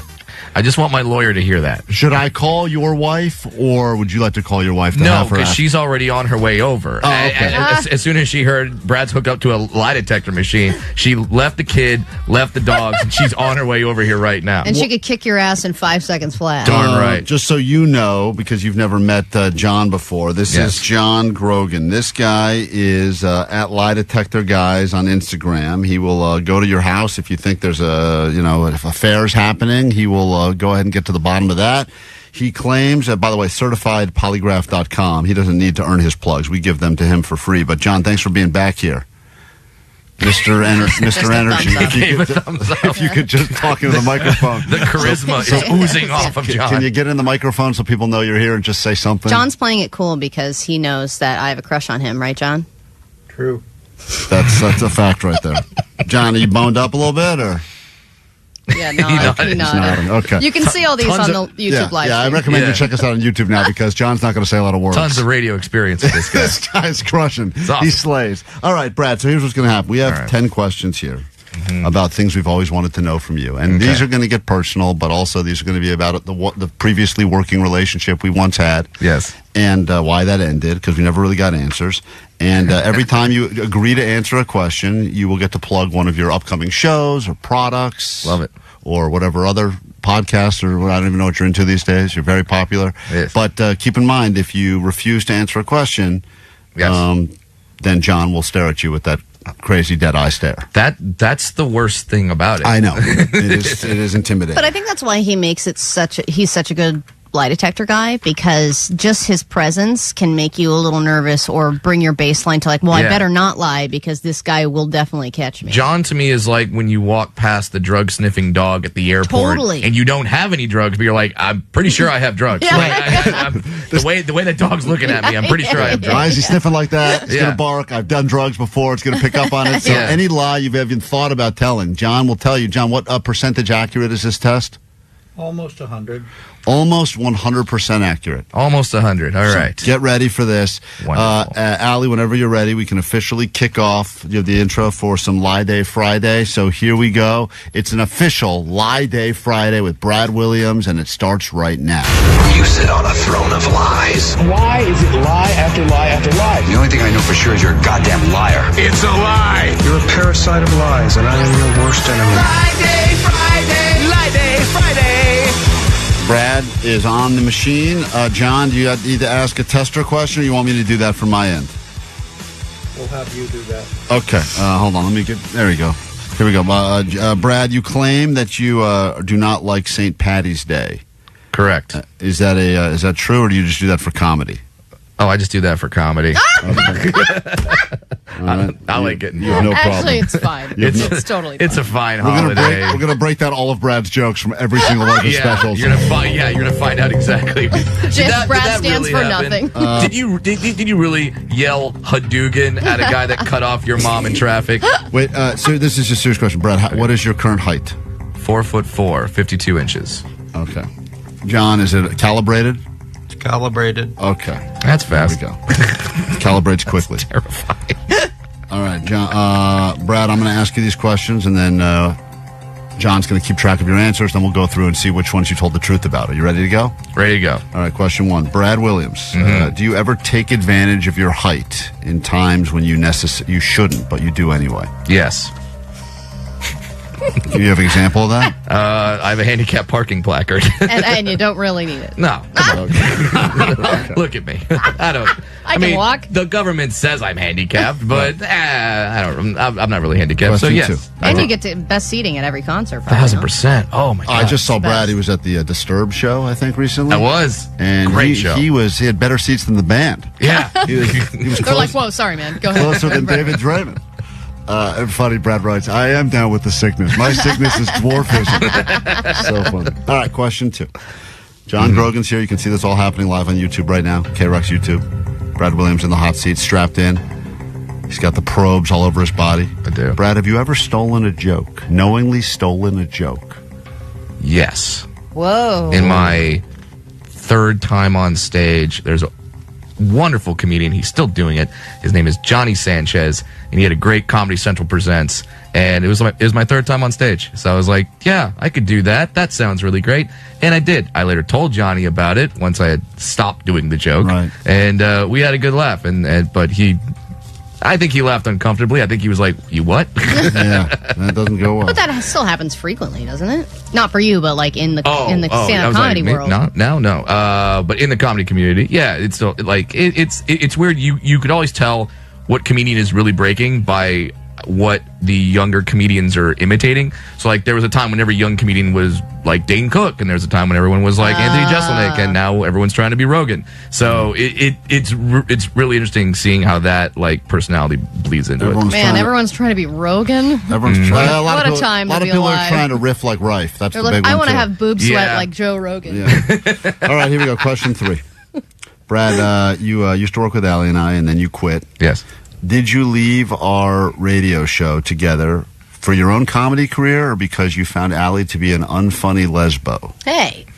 Definitely for my own comedy career. That's why I left. I knew that radio it's fun, but it wasn't the thing for me. So that's absolutely why I left. John's taking notes on that one. I don't think that's the truth. She can't be because Allie's funny. Right. Clearly not. Do you, Brad, you've got a hot sauce out. I'll let you plug it now because you've answered 3 of these right already. Yes. It's called Death by Dwarf. Yes. Comes in 5 flavors. Yes. My favorite is the mango ginger habanero. I like it, but if you like something a little spicier, ghost pepper, we do have that. Get the hot sauce, BradWilliamsComedy.com. Yes, my people aren't just making cookies and chocolates. Now we ventured into hot sauces. Cool. So question 4, do you actually like your hot sauce, or is this just a cash grab? I do like it. Mango ginger habanero is my favorite. Pineapple habanero is solid. I don't like the really spicy ones, like the ghost pepper. I'm not that. That's not my thing. So it's not just a cash grab. It's not just a cash grab. No. John is monitoring you. Brad is hooked up to the lie detector test. It's Lie Day Friday at KROQ. Brad Williams is in here. You'll find out where you can see him live, but only if he answers this next question. Have you ever talked S about us, Klein Alley Show, to any other morning shows? Yes. What? You douche! Unbelievable. Come on. Yeah, man. Oh, man. So they're like, those guys suck, don't they? And you're like, oh, yeah. Yeah, Bob and Tom got all the stories. They got all the stories about you guys. Man. Speaking of radio, this is going to be a tough one, and I think this is going to potentially ruin our friendship. Oh, boy. Which Kevin is your favorite Kevin currently working at KROQ? Currently working at KROQ? Well, Klein, obviously. Yeah, you're my favorite, Kevin. But you know Kevin Ryder is back at KROQ now. Oh, he's back at KROQ? Yes. Yeah, Klein. Yeah. Really? Klein is my favorite. I don't even need the lie detector test. I can see he's lying. Like, it's unbelievable the way he's saying As he looks to every other part of the room. Because you have known me longer Yes. than Kevin Ryder. Yeah, I went to Brazil with Kevin Ryder. That was fun. We went to Brazil for the World Cup. But yeah, no, Kevin Klein. Absolutely my This favorite. is not Kevin. a question. Stop saying it absolutely. It makes it Oh, sound yes. like such a lie. 100%. Didn't we Kevin determine Klein. that people are lying the most when they say, "Oh yes, 100%, Yeah, absolutely, 100%. I gotta tell you, I'll tell you the truth right now, followed by a big lie. Yeah. Thanks. All right, John, you're monitoring. Have there been lies told so far? Absolutely. Okay, great. Wait, does that mean he's lying? He said absolutely. He's lying. All right, the questions are getting hot now. Like my hot sauce. How far? Death by Dwarf. How far? BradWilliamsComedy.com. Brad, how far have you gone with a man? It's not always easy for little people to get women. Just kissing or mouth stuff and love or booty action? It's a lot of questions. How far have I gone with a man? Well, Grab your Adderall. It's time for ADD News. We'll start with the biggest story in the world right now. This is the couple that was outed by Chris Martin for cheating. We talked about it yesterday. By early afternoon, it was the subject of every post, every meme. The video had been seen over 50 million times, and we now know who the couple is and who the guy's wife is. Here's the latest. Who the guy's wife was? Yes, probably no longer his wife is who she is. She's separating herself very quickly. It's really remarkable how quickly that moves. Where apparently first she deactivated all social media, then she just started just deleting his last name from her social media. She deleted his last name from her social media, but she did repost the video. And she also left the comments turned on. Wow. And she deleted all their photos, like their family photos and stuff like that. So she obviously found out along with the rest of us. And the guy, he is a CEO of a company called Astronomer. I think they're an AI-centric type company based in New York. His name is Andy Byron. And the woman in the video is obviously not his wife. Her name is Kristen Cavett, and she is his chief human resources officer, who he called a true leader when he hired her in November of last year. And there were a lot of fake news things that were going on yesterday. There was like a fake statement from him saying like, yes, I'm ashamed, but I'm not ashamed to be a Coldplay fan. And then like there were some lines that from songs that were posted as part of the apology statement, but none of that was real. And then the woman who took the video is also making some comments saying that she feels bad that she was the one who she's in a way a home wrecker. Like she took this video and she feels bad for turning their lives upside down, but she was also like, play stupid games, get stupid prizes. Like this is something that was going to happen eventually. The odds of all of it happening the way it happened are really kind of crazy, because even if he was just there swaying with some woman that he was cheating with, and they popped up for a second and then they didn't do that weird move where he ducked and she covered her face, it would have just been like another couple on a kiss cam, and you wouldn't have really paid much attention, and maybe one or two people in that giant crowd would have been like, hey, I think that's the guy. I don't think that's that guy's wife. But for the most part, no one's paying attention anyway. Yeah. They would have moved on. But because of the way they reacted, it got such a ridiculous response to now if they that had just everyone looked up knows. at each other and kept swaying, That's it. none of this would have happened. Yeah. But there's also some people who were slow-moing the video and doing lip reading, and he appears to say, effing hell, it's me. Oh, really? And then ducking down.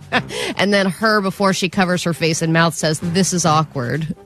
So it's they really didn't do themselves any favors. If you really break down the video, it's such a quick video, but everyone's seen it now a million times. Someone even AI'd our faces onto that couple, which you can see up on our Instagram at Klein Alley Show, which is very uncomfortable and weird, because it would look like what Allie and I would look like if we were holding each other's hips and Is swaying. Allie holding you? She's holding me and swaying. She's the guy in this relationship. It's very weird.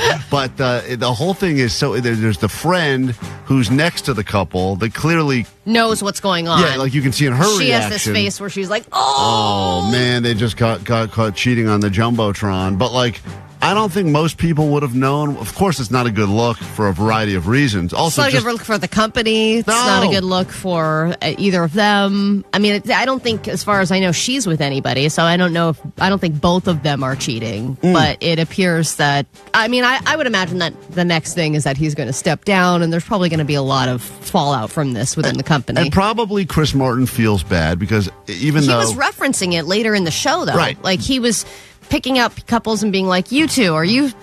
Like, can I draw attention to you guys? Are you guys actually having? Yeah, are you supposed to be together? But that's a guy that truly, at least if he does, we've never seen it, doesn't have a mean bone in his body. Oh, like no. he wants everyone to feel like included. He's a big. Everyone should be included at my show. Cheating, regular couple, I don't care. But I feel like he now feels maybe guilty that because if he hadn't made the joke, because it was a combination of all the things. It was not only that couple, but it was his joke. Either they're very shy or they're having an affair. And then the fact is, they're having an affair. Yeah. I mean, it's just really remarkable. It definitely wasn't very shy, which would have been not a video that was viewed 50 million Unbelievable. times. Just a super shy couple. All right. That's why I only take the women I cheat with to the Insane Clown Posse shows. Because they don't have Jumbotrons there. No. That's right.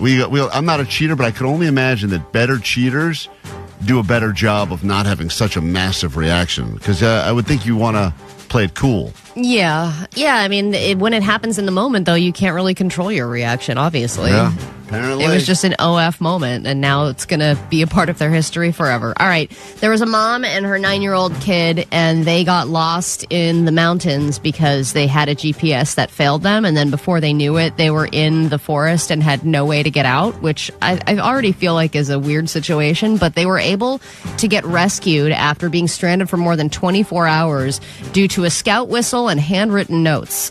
So once they eventually got lost, they decided they were going to survey the area and just start writing notes and leaving them in little places like under rocks and like tied to trees and stuff like that in the area. And then the kid, who was like a Boy Scout, was like, I'm going to do these short bursts in my whistle because that's what you're supposed to do when you need help. And then eventually the county dispatch, they found these notes and they followed them and eventually found them and got them to safety. That's remarkable. But I always think about what would I do in that situation. I've even read about what you're supposed to do when you're stranded. I still would probably be one of those stories that's like, woman is half a mile from trailhead and dies. Dies of dehydration because she doesn't realize if she just turned her head to the left, she would have found a store. Exactly. I know. Well, listen, I'm so disoriented in the woods. once again, that stupid whistle. Every time they talk to us anything about having an emergency kit on the ready, there's always some whistle part of it. And that apparently, I don't know if they heard the blast of the whistle and that's when they and I saw would the think notes. that whistles are completely useless at this point. I mean, think of how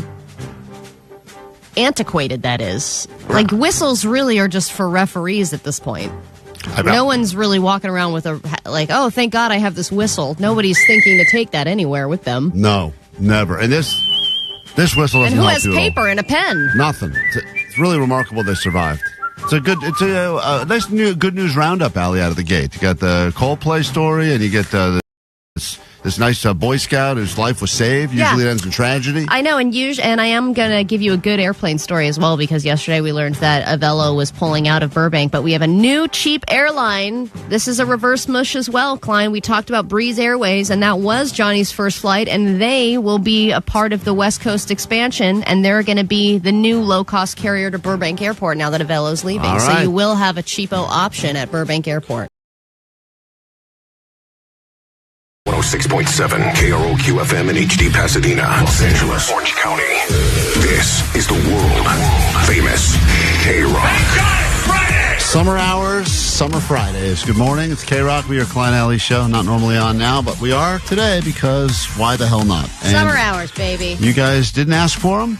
Some of you like them, some of you don't, but here we are, stuck with you for another hour to get through what we have in store for you. It will be a decent hour. No promises. Let's not overpromise and underdeliver. But I do believe we have the box of shame to get into. And the box of shame, for the first time in a long time, is a reverse box of shame. We give you the opportunity to tell us what is the most shameful thing that ever happened to you in a swimming pool. Could result in you getting a cabana and $100 food and beverage credit at Wild Rivers. Yeah. Everyone's got a shame pool-related story at some point in their life. This was Klein's idea because he really wanted a break from the box of shame.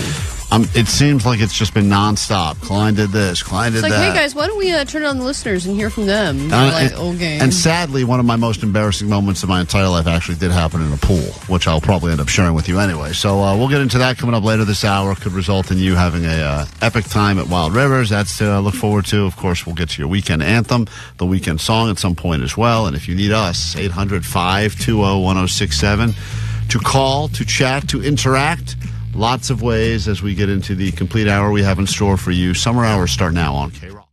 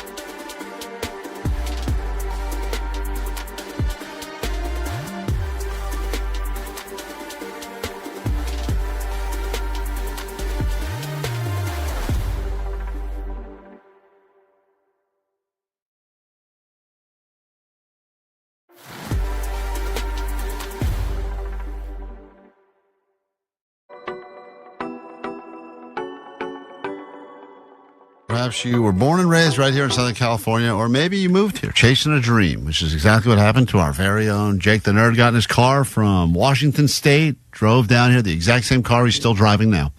And he decided that he was going to be a stand-up comedian. And Jake still now, it's been almost 20 years you've been in L.A., Jake? Yeah, 19. 19 years. He's still in that grind. Man, the amount of people that have cried in their cars when moving to L.A., and I was one of them. Yeah. Or moving from L.A. I always say they don't have yard sales in L.A. They have broken dream sales. It's when everyone takes all the stuff and they go, well, it's back to Wisconsin for me. I came with a dream. That's right. And you are not living it. Nope. Right now. Came with a dream. Oh, that's sad. did? Was that before or after And the... I'm living it with you guys. Oh, there she is. Yeah, drug mule. She is. She is our drug Not that mule. dream. That's the dream. Was it when you wore the rat suit at Chuck E. Cheese? No, this one. This is the dream. Oh, and it was not when you worked at the kiosk in the mall? No, those were just preparations for this moment. Oh, okay. You were preparing for this dream that you're currently living in. And when they announced you earlier this week at the meeting as the Grit Employee of the Month or whatever the hell that thing is called, that was when your dream was fulfilled in that moment? I mean, no. Oh. It's right now. And right now is when you realize your dream came true? That moment just realized, like, oh, snap, I'm working really hard and I'm getting a gift card. Hell yeah.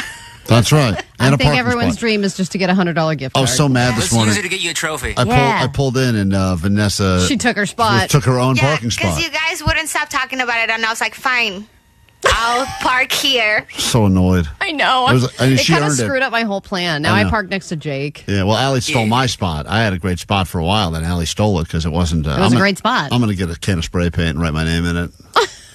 Wait, write your name where? Well, it's funny. The woman that has the vagina face who works here, she has a handicap yeah, dude, sticker. she's got a perma handicap sticker. Yeah, and I don't understand. You get one of those when you get a vagina transplant on your face? She had it before that. Oh, she did have it before that? Yeah, she's Oh. always had it. Jesus Christ. I know, she gets the best spot. That's the best spot, that one What handicap kind of scam spot. is she running? I don't She's know. not handicapped. No, not at all. She could probably beat me in a race.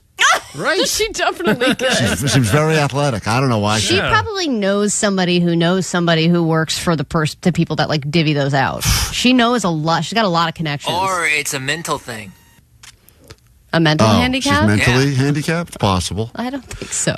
Speaking of which, Jake decided to go back to the stage to try out his dream of stand-up comedy, and I didn't realize that he had a crowd that was kind of full of already pro-Jake fans. These are net bangers that are usually watching the YouTube stream live when we do the show. Yeah, shout out Netbangers. And they showed up in full force. I didn't even know Jake was doing comedy. I never know these things even happen until afterwards. Yeah, it's really convenient. What's nice is that Jake is no longer promoting his comedy with us. Right. So he's Well, yes, just doing because I've done it for years, and none of you guys have ever come. I made many plans to attend. Mm-hmm. I've made many plans to Even when I'm on a attend. show with like Nikki Glazer or Patton Oswalt, still no one ever comes. Had I known Nikki was there, I would have gone and said hi. But I've been to 100% of Vanessa's comedy shows. Yeah, she did one. We forced her to do it. We wrote the jokes. It was And great. I was there. Here's Jake actually delivering to the stage, and the crowd will make you think he's the funniest guy on the planet because it's all. At what percentage of the crowd was like listeners of the show? 98%. Oh, Wow. Yes. Good for the comedy club. yeah. I mean, Went through a breakup.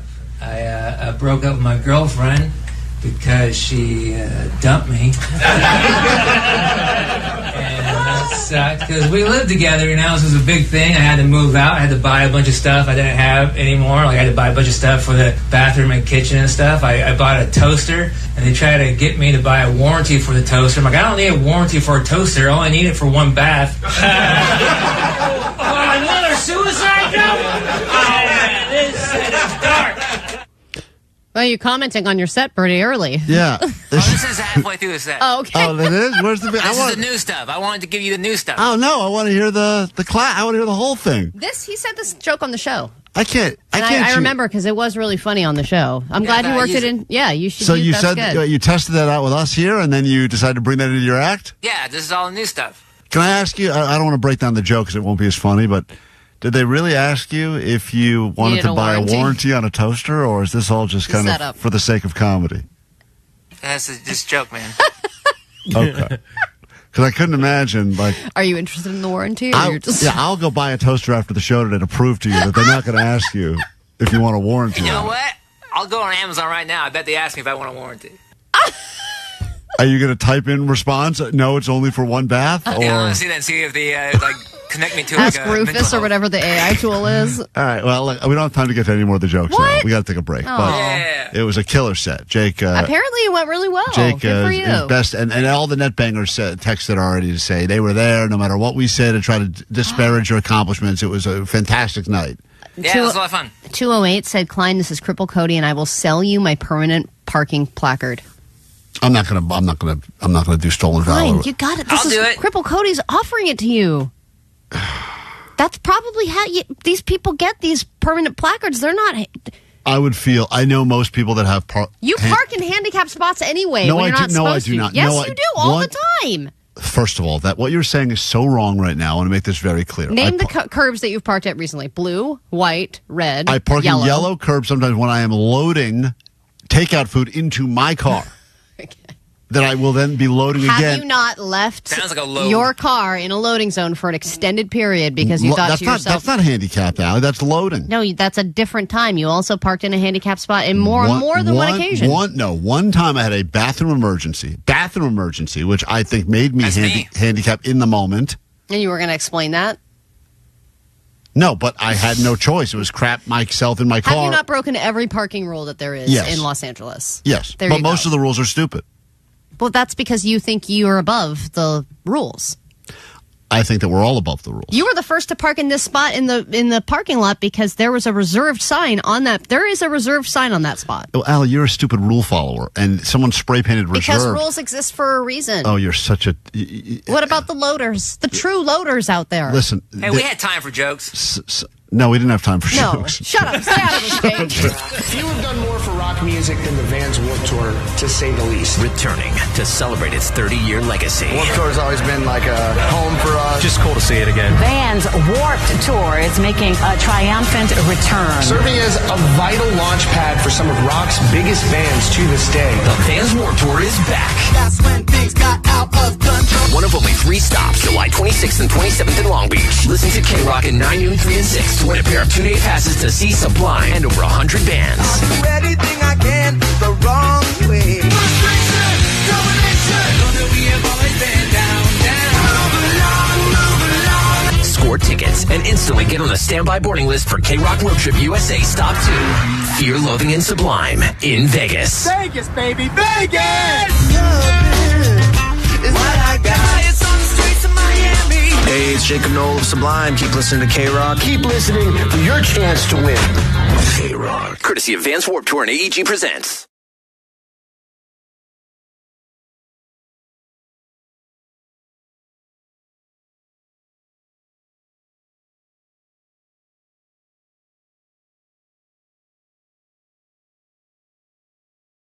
It's a lot of questions. How far have I gone with a man? Well, there's famously a story in one of my stand-up acts where I get paintbrushed during a threesome called the Devil's Threesome, where there was 2 men involved, and paintbrushed where it grazes. It grazed. Yeah, it grazed the forehead area. Forehead. Yeah. Well, when he stood up and I stood up. Oh, right, because you're yeah, so I'm short. I don't know if you know that about me. Right. So yeah, he kind of did like the scene from The Lion King where where Rafiki goes over the forehead and goes Simba. Like that's essentially what happened. You should look at John Grogan's face right now. I can never feel the same about that movie. John Grogan, you ever been involved in the Devil's Threesome yourself? Never. But would you? Not with another dude.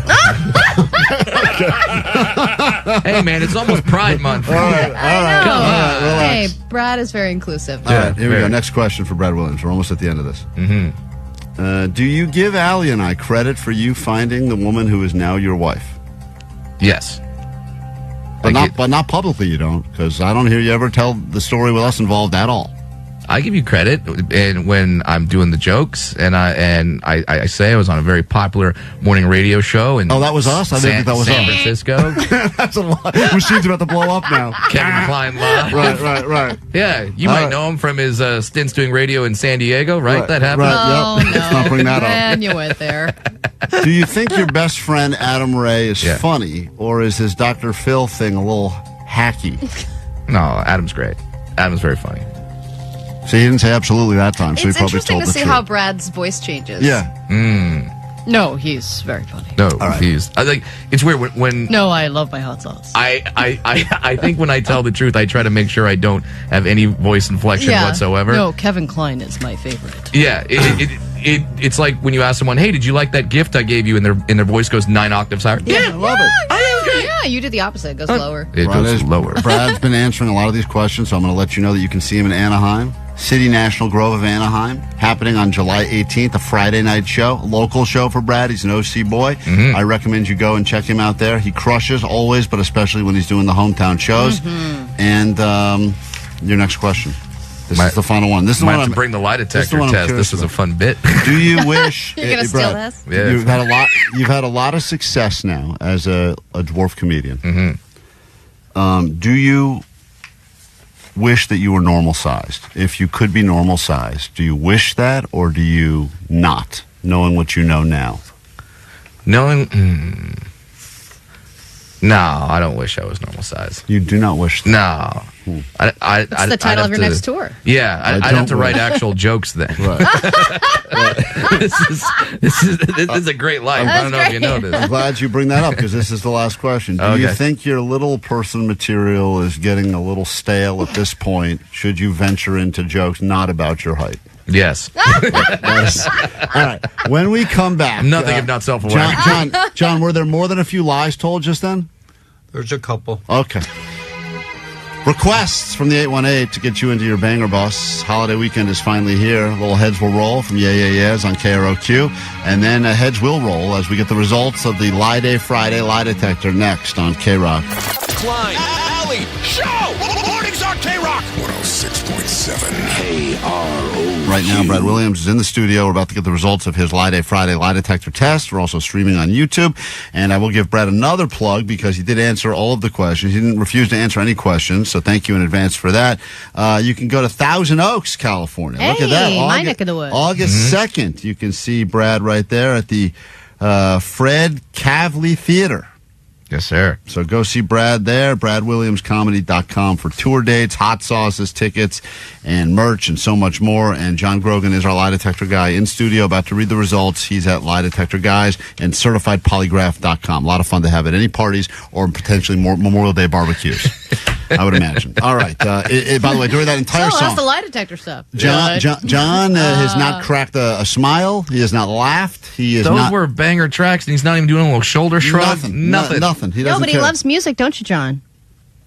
Yeah. I picture John as a grindcore metal kind of guy. Oh, you think so? Yeah. Do you have a genre of music, John? 70s rock. Okay. Cool. Great.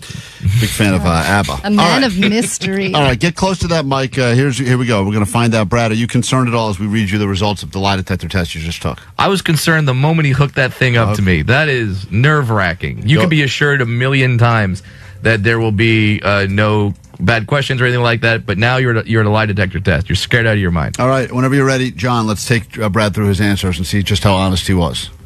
When we asked him, have you ever taken advantage of your height? He said yes, and that was true. Okay, that's the truth. He does take advantage of his height. He also told me he buys really cool, expensive sneakers in the child size. I He do. gets them for cheap. Yes. As opposed to the ones that I can't get in a And that normal makes me size. jealous. I know. It's frustrating. Got a good shoe game. Next question, John. When we asked him, have you ever stolen a joke? He said yes, and that was true. Oh, yeah. All right, Oh, that's good. You were being very honest. Let me clarify again. It was my third time on stage. Johnny Sanchez. He did jokes about being short. I didn't know the rules of stand-up comedy yet. I have admitted this to Johnny. So I just didn't want you guys to be able to isolate that audio right No, we're there. pulling Be that like, audio. and Brad's Brad career's steals gone. jokes. Next question. We call Brad Carless Mancia. That's what we call him. All right, whenever you're ready for question number 3, excuse me. When we asked him, why did you really leave our radio show in SF? For comedy or because Allie is an unfunny lesbo? He said for comedy, and that was a lie. I knew it. God damn it. So it's because Allie was an unfunny lesbo. Okay. I mean, I didn't know she was lesbian at the time. Okay. The unfunny I part thought she was just unfunny. Yeah, that was just not funny. I love for an unfunny straight lady. I didn't realize that. Okay. Yeah, Well, I thought, well, that's acceptable. well, it's complicated. There's complicated reasons he left. All right, well, that doesn't seem that complicated, Allie. It's a lot. You had been- Jam-packed question. You had been funnier, we'd be lighting the world on fire right now. Just the two of us. We don't And have 1 million followers. Brad's out there with his $1 million, 1 million followers. We're just sitting here slumming in radio land. Jesus Christ. All right, moving on. When we asked him, do you actually like your hot sauce, or is it just a cash grab? He said he liked the hot sauce, and that was true. Oh. Yeah. I am shocked. Mango, ginger, habanero. Brad Let's just- go. Brad just- BradWilliamsComedy.com. Get your Death by Dwarf hot sauce. It's Brad- actually good. That's Brad no lie. just reacted in a way that someone does when they find out that they're not He was the like, father. Right. Yeah. Well, it's a business venture. I don't want it going out in the radio like, no, it's just a cash grab. He hates this thing. You know. All right, next question for Brad Williams, who's in here right now, at Brad Williams Comic on Instagram. When we asked him, have you ever talked us about us to another morning show? He said yes, and that was true. Yep. He really could have lied there, but chose not to. Thanks you for the honesty. So he talks bad things about Allie and I when he goes on other shows. Of course. That's good. Any exposure is good, I guess. Yeah. Moving on, John. Just like a billboard. When we asked him, do you agree that your little person... We are Klein Alley Show. It is summer hours on a summer Friday. We'll get into your box of shame in a moment. A chance for you to share with us the most shameful thing that's ever happened to you near or by a pool. Could result in you winning a cabana, $100 food and beverage credit at Wild Rivers. A little pool redo for you. But first, Laura has her own box of shame she'd like to share with us before we get into that. Go ahead, Laura. Well, it's not really my box of shame, but I wanted to encourage you to use the handicap placard that has been offered to you. My brother, who lives in West Hollywood, still uses my mom's late partner. Her wife died in 2007. Oh. He still gets it every year sent to him, and he would die without it, he says. I mean, having that is That's like ironic. having that is like having a superpower. I was with a buddy that like had a temporary one because he broke his leg and whatever, so he had one. And I would drive, and he would be like, "Just don't worry, we'll park anywhere." And I don't think you have to feed meters or anything. No, like, you don't. You No. it's great. It does feel like it's some sort of a VIP on society, but I would feel like a pretty essy person if I was going around using it on the I've regular. asked him, because my brother's pretty legit, like he doesn't like doing things. He's like, but in LA, he's Yeah. like, you got to survive. I do you know? think that The here parking. it's a little different. And I imagine leaving your house and not having anything about parking. Well, that's a crazy feeling. Yeah. I mean, you don't. Going, it doesn't matter. I can get there whenever I want. Well, that is you probably save, I would imagine, hundreds of hours a year. Yes. I forget about the money you save, but just the hundreds of hours a year. Go donate somewhere to make up for it. So your Klein. brother is Exactly. using the handicap parking pass of a person who's been dead for close to 20 years. Yeah, and Wow. every year he's like, I hope it's still I mean, It's it's like also- Christmas every time that arrives. That's the new placard. The new placard's here. Oh, look, it went blue this year. That was a good. All right, well, thank you for sharing that with us, Laura. Greatly appreciate that. Man, what a moment. All right. You It's got her time- blessing. Time for you to shine. But she's not handy. She can't give me the blessing because her brother's pulling the scam, too. She said her brother's a good person. The blessing needs to come from someone who's like, I don't have any legs. And Just you get have a my sticker that blessing. says I'm a good person. Put it on the car. That'll work. It's time for the box of shame. The box Oh, what's in the box? of shame. Shame. Shame. Shame. All right, so swimming pools are oftentimes breeding grounds for shame. Allie, unfortunately, doesn't feel shame. She should, which is why she's proud of being a number oneer. Look, I would like to clarify that I don't go number one in the pool every time I go in the pool. I'm just saying if I'm in there and it has to happen, I let it happen. Right. And you have no problem with it. You're like proud of it. You think anyone... I think most people do that. Right. Although we went to the streets and we asked people, and most people do not Well, do a lot that. of people did say they do it. One British guy did. I did get some text messages from friends and family who were concerned. Yeah. Game's good. So we asked the question. Game's good. Game's good. Game question for you. Good callback, Jake. You are funny. We should have made more time for jokes. Let's get into your box of shame involving you and pools. And it could have happened when you were younger. It could have happened recently. We will not judge here, but we will pick one of you and give you a cabana for 4 Wild Rivers Water Park, $100 food and beverage credit. Hopefully replace your bad, shameful memory with a brand new good one. And we start by saying hi to Javier right out of the gate. Good morning, Javier. Welcome to KROQ. Morning, Sweet Divots. Sweet Divots, what happened to you? So I was at a friend's pool party. He has an above-ground pool, and everyone was already falling asleep. It was late, so me and the date at the time decided to do the deed in the pool. Long story short, we broke the pool. Everything flooded, and they left the slide door open for the house, and the water got in the home and flooded everything. How So- did you break the pool? You were banging so aggressively, or was it a bad above ground pool, or do you take the credit and kind of I mean, it seems like you're saying it's a box of shame, but it's almost like you're bragging that you effed so hard. so hard. You broke a pool. You broke a pool. A little bit of both. Yeah. That's the equivalent of I broke the bed, right? Right, and I used to do a little move in my one of my college beds was so poorly made, but I would set it up in a way that it would break very easily. And if I thought to myself, one of these days I'll bring a woman home and she'll be like, oh my God, we broke the bed. But it was mostly me sitting on the bed and it breaking. And then going, cool. I'm like, damn, I broke the bed again. All right, well, that is shameful, I guess. You did flood the house. I mean, that is embarrassing.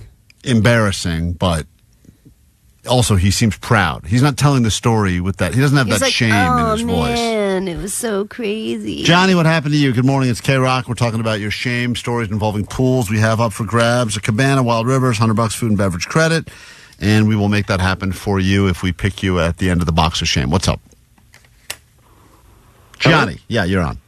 Yo, so I went to a friend's parents' house for a little pool party with 4 people, and I decided to bring a bunch of champagne and enemas to convince friends to do champagne enemas in their butt, which we did.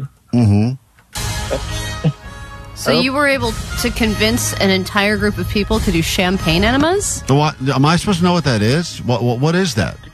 An enema is a no, I know what but I'm saying, what is Where a does the champagne come in? Yeah. What is that? Like you pour the water out of the bottle and you put the champagne in instead, and it gets you kind of drunk when you squirt it. Oh, wow! Man, wow! So you did that. The goal was to get hammered by drinking the champagne through your butt While giving yourself an enema. So we used cold duck champagne, which is kind of red. This seems like such a waste of money. Why wouldn't you just use the worst alcohol? You don't have to taste it. Well, it was brewed. It was Andre. It doesn't. That's bad. It's a fancy occasion. Yes. Yeah. Yeah. So we didn't clean up the bottles though, and so there were some bottles around her pool. And when her parents came home, they thought some weird bloody sex stuff had happened. Oh my God, that is graphic. Wow.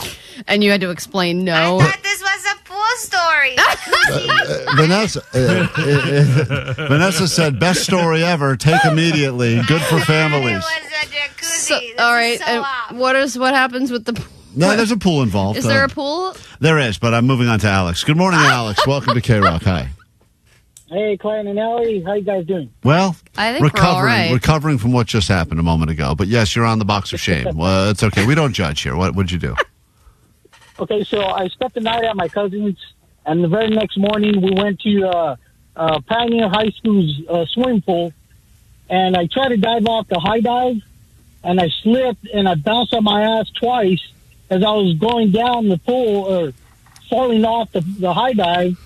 Both lifeguards jumped in and saved me, and I freaking everybody's all laughing at me. Oh, man. That's great. It's too bad they've gotten rid of, I think diving boards have become giant liabilities. I know. They don't have them anymore. And I don't even think legally you're allowed to put them in anymore. What? Like in a resident. Yeah, but diving boards are so fun. And those moments are the best when you see someone totally eat crap. We had a neighborhood pool also that had like a high dive, and most of one out of every 3 people would fall. They wouldn't do it right. And it was always the funniest thing ever. So much could go wrong. To deal with the shame, and this is probably years ago, and as an adult, you still remember the sweet sounds of 2 lifeguards jumping in to save you and everyone else at the pool laughing at you.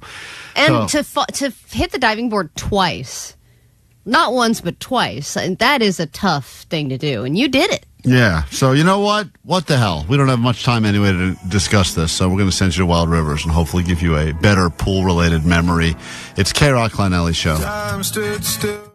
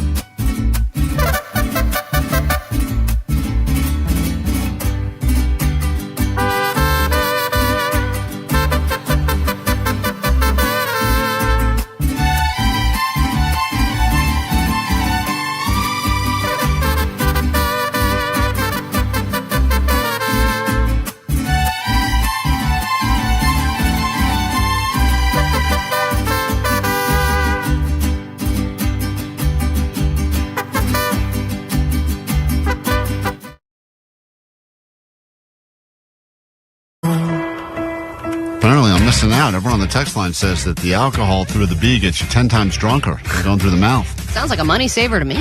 I got 2 bee holes, so watch out. Cool. Get intoxicated quickly. We'll do some takeaways and wrap it up after this on KROQ.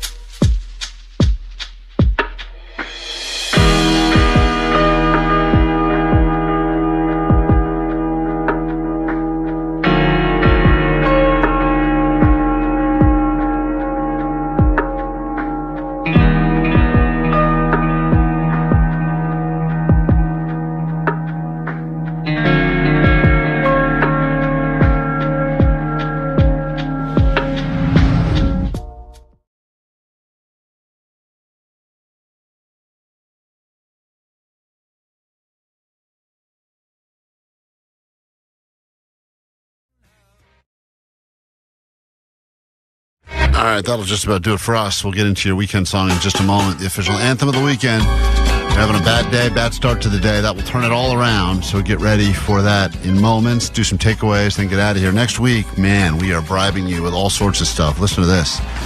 Of course, we will give away that trip to go see Sublime in Vegas. So if you've qualified or you plan on qualifying throughout the day, Monday morning, we're going to call someone and give them the good news. They're packing their bags for Vegas. Then we get to announce the next band and the next location. I don't know the location yet. I do know the band. It's a good one. You'll be very happy about that. That's not enough, though, Allie, because next week we will also have Disneyland tickets. Ooh. Everyone loves Disneyland, and Jake will get to start saying Disneyland again a lot. So we got that to look forward to next week. And I cannot believe it's been a year. But we do our part to save the worst parkers in America, which are right here in Southern California. And it's not always our fault. The parking lots here are terribly put together, terribly constructed, and terribly drawn. But the return of Park Week, as we ask you to help us shame some of the world's worst parkers you encounter, start grabbing pictures all weekend because we have an amazing grand prize that we'll tell you about for our favorite submission. Lots of ways to get involved in the return of Park Week. I believe this is our best grand prize we've ever had. It is maybe the only grand prize we've ever had, but definitely the best one. And all you got to do is go around like you normally would, look for some of those bad parking jobs you see, and there are so many bad ways to park a car. Yeah, and I don't know about you, but I've seen plenty throughout the year that I have taken pictures of and saved. I have my own little album that is just bad parkers. Yeah, people send them to us year-round with the hashtag Park Week, but this is the official week where we go ahead and try to solve the parking problem that plagues us all, and we will get to that next week with a great grand prize. So details Monday morning right here on KROQ. All right, takeaways from today's show, and then, Jake's got to come in here and hop on that scale as well. See how much weight he's lost again, because that guy just keeps shedding the pounds. Yeah, the first takeaway is from 424, who is quoting Jake. Not having sex? Check. It's a great takeaway from today's show. It is. Strong. Anyway, my takeaway is the first 48 are crucial when it comes to finding your rice and edamame. You know what they say at the Detectives Alley? If you don't find your rice and edamame in the first 48 hours, the odds of finding them go down drastically. 909, my takeaway is Allie's mom lockjawed in Steve. She sure did. Let's see. Now, 310, my takeaway is prunes are raisins that never fit into the box. Yeah, we did learn that during Johnny Doesn't Know. 626, my takeaway is don't cheat on someone who works for a phone company. Crazy cheating stories on today's show, in spite of everything that's going on at the Coldplay concert. But yeah, that was fascinating. And speaking of which, 818, my takeaway is Klein only takes his whores to insane clown posse shows. That's right. I don't want to get busted at a Coldplay show. No jumbotrons at an ICP show, that's for sure. All right, Jake, what did you weigh last time? Do you remember? I believe it was at 161. I haven't broke 160 yet. I hope you don't, because it's crazy. It would be, for me to think that Jake started this thing north of 200 pounds not that long ago. And because of Lasara and LASARA.com. Right. And Lasara.com. Jake has lost all this weight. And yes, I'm shocked. If I didn't see it with my own eyes, I wouldn't believe it. Every time he walks in here, I do think he looks thinner. He does. It's really, anyway. It's like that movie from the 90s. Why don't you hop on that scale, Jake? All right. Is that the movie you were talking about, or were you talking about Philadelphia? No! Which movie were you talking about? I guess either applies. Okay, just making sure. I don't know which movie you were referring to. I was talking about the classic movie Thinner. Okay, Jake is, oh my God, Allie. Is he under 160? Second number is a 5. Whoa. Jake is currently 159.0. Wow, dude. We've broken the barrier. He's broken the barrier. The guy was north of 200. He's now in the 150s. I can't believe it. That's insane. Dude, and when we ordered lunch yesterday, I was like, what do you want? And he was like, I just want a couple of turkey meatballs. Yeah. Those are good meatballs. They are good meatballs. Yeah. I think he ate Johnny's too. I wish. I wanted to bring it to my house. I'm like, I'm not going to steal Johnny's meatballs, and someone else did. Yeah, I know. Someone else literally stole Thanks them. a lot. Someone else stole Johnny's meatballs. All right, well, listen, that's it for us. Let's get into the weekend. Congratulations, Jake. You look great, just like that guy from that movie. Thanks. All right, we'll let you pick which movie. Nope, the other one. It's time for it now. It's time for your weekend song. Have a great weekend. We'll do it next week. If you need us in the meantime, Goat Line's open for you now, 844-956-GOAT. Thank you, Net Bangers. Appreciate you on the YouTube. Check out the show. Help us to hashtag grow the show. Spread the word. Bye. It ain't what it is. That's the problem. Sweet ribbon. Welcome to the chocolate factory. It's not about that Monday, Tuesday. No one cares about Wednesday. Thursday. Forget that noise. Are you ready for the weekend? Are you ready for the rear end? Are you ready for the weekend? Are you ready for the rear end? Monday, Tuesday, Wednesday, trash. Thursday, Friday, forget about that. Friday, Saturday, where it's at. It's Sunday, sleeping in, eating brunch. Wasabi. This is my people, baby. I have diarrhea. I support ISIS for the record. Hit the beach or hit the mall. Go out with friends, do nothing at all. Sleep in, watch movies, read books. Anything goes, just take a look. Mama. Are you ready for the weekend? Yeah. Are you ready for the rear end? No, Are you ready for the weekend? Yeah. Wait. Are you ready for the rear end? No. Are you ready for the weekend? Yeah. Are you ready for the rear end? No. Are you ready for the weekend? Yeah. Are you ready for the rear end?